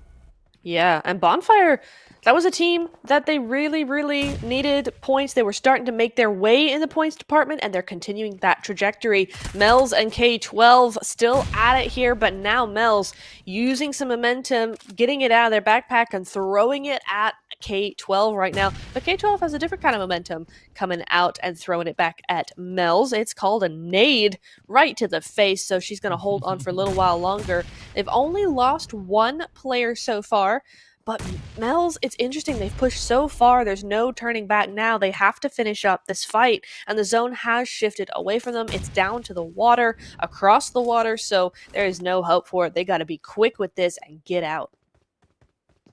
Well, let's see how quick they'll be. Molly's now coming into play up on the wooden floors. Not quite the wooden floors that we have over on Sanhok, but wooden nonetheless. As you can see, the Molly now finding a bit of success here. It's K12 trying to be quite attentive as to where Mel's could look to make their entry. Whoa. Oh, the nades, though, just continuously flying up top. It's going to be Elif now, or Elif. Either of those getting knocked right on out of here. So let's see what the remainder of K12 will be able to do. I mean, Mel's also has that knock, but it's been patched, right? So they are back up to full force. K12 now going to be in quite the challenging angle here. Yeah, it's interesting. K12 did allow them to get that res, but they also didn't have all the information they needed to push. So they were a bit in a tough spot there. And now they have to face the consequences of just being unable to see. But Nadia could have a good angle over here, but it looks like it's going to be denied for now. Oh, maybe not. But the DBS does not work its magic. Not yet. Not ever. Nadia goes down, and that is K12 eliminated. 14th place, 0 eliminations. That's going to have to be a 0-pointer for the last game of the evening. But we move on to GOAT, also with 0 eliminations. And Alina 6 down already. Looks like teams are not letting this team slide here. They know they've had too many points, and they need to be knocked down a peg or two. Yeah, let's see just how many pegs they are going to be finding on their way as they are now down to the last one. QC, we saw put up quite a bit of a fight over on the lovely map of Miramar, Oh, it's not going to be able to do much this time around, as they'll have to settle for 13th as they get taken right on down. But it does alleviate a little bit of the pressure that we have starting to build in the zone, right? We've got about 20 seconds or so left on the clock. Digital still up and at it, as you can see. Elifs, again, another player with the same name. Always challenging for me to pronounce, but we'll figure it out eventually, I promise. Getting the hits in there. We got Lato also just on the opposite end, as we saw there, having a little bit of a jump. I like this angle coverage coming through here from Digital, though. I mean, very, very focused. Not going to be looking to give up the plays just yet, and of course, not expecting that to happen anytime soon either. I like this awareness, right? Like peeking over to the bridge, not revealing themselves from behind that wall. So quite a bit of attention being paid here to the overall angle, and the just watching everything that could play against them. Yeah, it's a really good show of they know what they're doing and they know what they need to do coming into the next couple of zones. There's a lot of confidence there in that they know what they're doing. Fenerbahce on the top of the hill, though, have confidence in the fact that they have the better position than these two teams, OOC and S2G. I don't really know why Fenerbahce is moving down the hill. I think that's a misplay and a half right there, because that's going to take them out if they're not careful. And that's a good nade. Yeah. That's them out. I'm so confused by that play. Because now they not only did they lose the high ground, they lost the zone as well. Why move over to S2G? You can take them both these teams out because they're not in zone. But whatever. Okay, that's fine. 3 eliminations to end the day on. Not too bad. OOC, in the meantime, can now take over that high ground. And S2G still struggling. Yeah, a bit of a oopsie. A little bit of a oopsie being made there by Fenerbahce, but as you said, they got 3 points on the board, so it's okay. It's okay. It's not what they would have wanted. I think that was just a misread on what exactly was actually happening down below them, but it's okay, right? They can look to patch that moving into their day number 2. But though for S2G, things aren't looking all that great, right? No. It's a very tough spot to try and get out of, but you gotta give credit where credit is due. And OOC, there they go. They are making it so dang challenging. Dark Angels, though, they've had a bit of a tough run. Gone from 4 players that we saw not too long ago to Faye, that's driving around in a vehicle that's smoking, that's a few hits away from the lobby. So, yeah, that is a very risky approach to take. Speaking about risky, look at this. 3 teams just converging on each other on the edge of zone. It's going to be the Not Noobs running into a brick wall as the players there from Bonfire just wiped them out. Lighter also now trying to get themselves patched up. Bonfire, they just barely escaped it. Looking pretty grim. And now Layla has got to lay low to try and survive this. Those laughs are laughs of confusion, because what the heck just happened? I know they really had no other choice, but that was an insane play on both sides there. And Bonfire now have to make the best of it, because Digital Athletics, they've taken advantage of those shots that they heard up on the hill to take the high ground, to take that gatekeep position into zone. Gets one, but cannot get the other there. GG's. 8 eliminations is a great result for them, and an 8th place. So looking like a few placement points are going their way as well. Looks very good for them. Lighter, though, again, waiting in the wings. Full squad ready to go. Not hurt in any way, really. And they'll be looking to cause some carnage against some of these teams that are having a much harder time of it. Yeah, and I mean, this is an interesting bit here. I mean, again, right, we've got Red Tiam with that devastating duo of theirs that we saw. I think in the previous Erangel we had the same kind of eventuality play out. So good on them.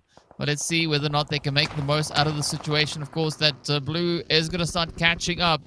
Sukhoi is going to have to find that next position, but there aren't many options left, as, of course, it is going to be the players there from OOC that will end the run for them right there. VPG, also a valiant effort, trying to go out with a bang. Unfortunately, the big bad blue zone got the better of them. Now, Lighter, they are here yet again. They have strong numbers. They've got a full squad up, but Digital as well as OOC are bringing quite a bit of the momentum with them as well, right? All three of these teams have had a phenomenal run so far throughout the day, but now it's going to be up to who will be able to push it all the way to the very end, right? Digital Athletics got the winner chicken dinner in game number first. Goat got third place, but they took second with regards to points. Right, Lighter came in fourth. They had 9 eliminations, not a single placement point to speak of. This time around, they've changed it up. So I like how the teams are looking to change up the overall progression that they've been able to find here, as well as OOC. I mean, they placed all the way in third, right? They got the third place ranking, similar to where they are right now. And they did so with 3 eliminations already, doing a much better job because they've got 9 eliminations to their name. So an overall beautiful step up in the plays. Digital not going to have another chicken dinner come their way this time around. But now it's open to OOC and, of course, Lighter to see who's going to be the one to lay their hands on it. Yeah, and it could go either way. OOC have the momentum of this game, but Lighter have the momentum of all the other games before. But the high ground is going to be such a good thing for these nades. They know roughly where they are, and at the moment, any nade is going to do something, and something it does. Lighter crumbling against OOC, and down they go, and that's going to be OOC out of context Dreamcore with a massive win to end the evening for Group B Day 1. What a comeback. What a comeback. I mean, that is Dreamcore with a dream come true, going from a third place finish in the first match of the day, eventually grabbing that winner chicken dinner with all their hands, all 8 of them that was available to lift that victory. I mean, what a performance, though, going over and above the performance that we've seen in the previous games of the day from their side, right? This was their best match yet. So well done. Absolutely phenomenal job. But you got to also then, at the same time, the same breath, commend the performance from Lighter. Yes. The consistency has been on point today. Crazy. It's something that you don't often see with any tournament, and yet here they had nearly, let's be real, nearly 3 wins today, and nearly a back-to-back as well. OC just had the better position and the better health as well. They were able to pinpoint where Lighter was, but Lighter have been fantastic. They've put 60 plus points in today in 5 games, and that's insane. That's not counting today, the last match where they got a good few more.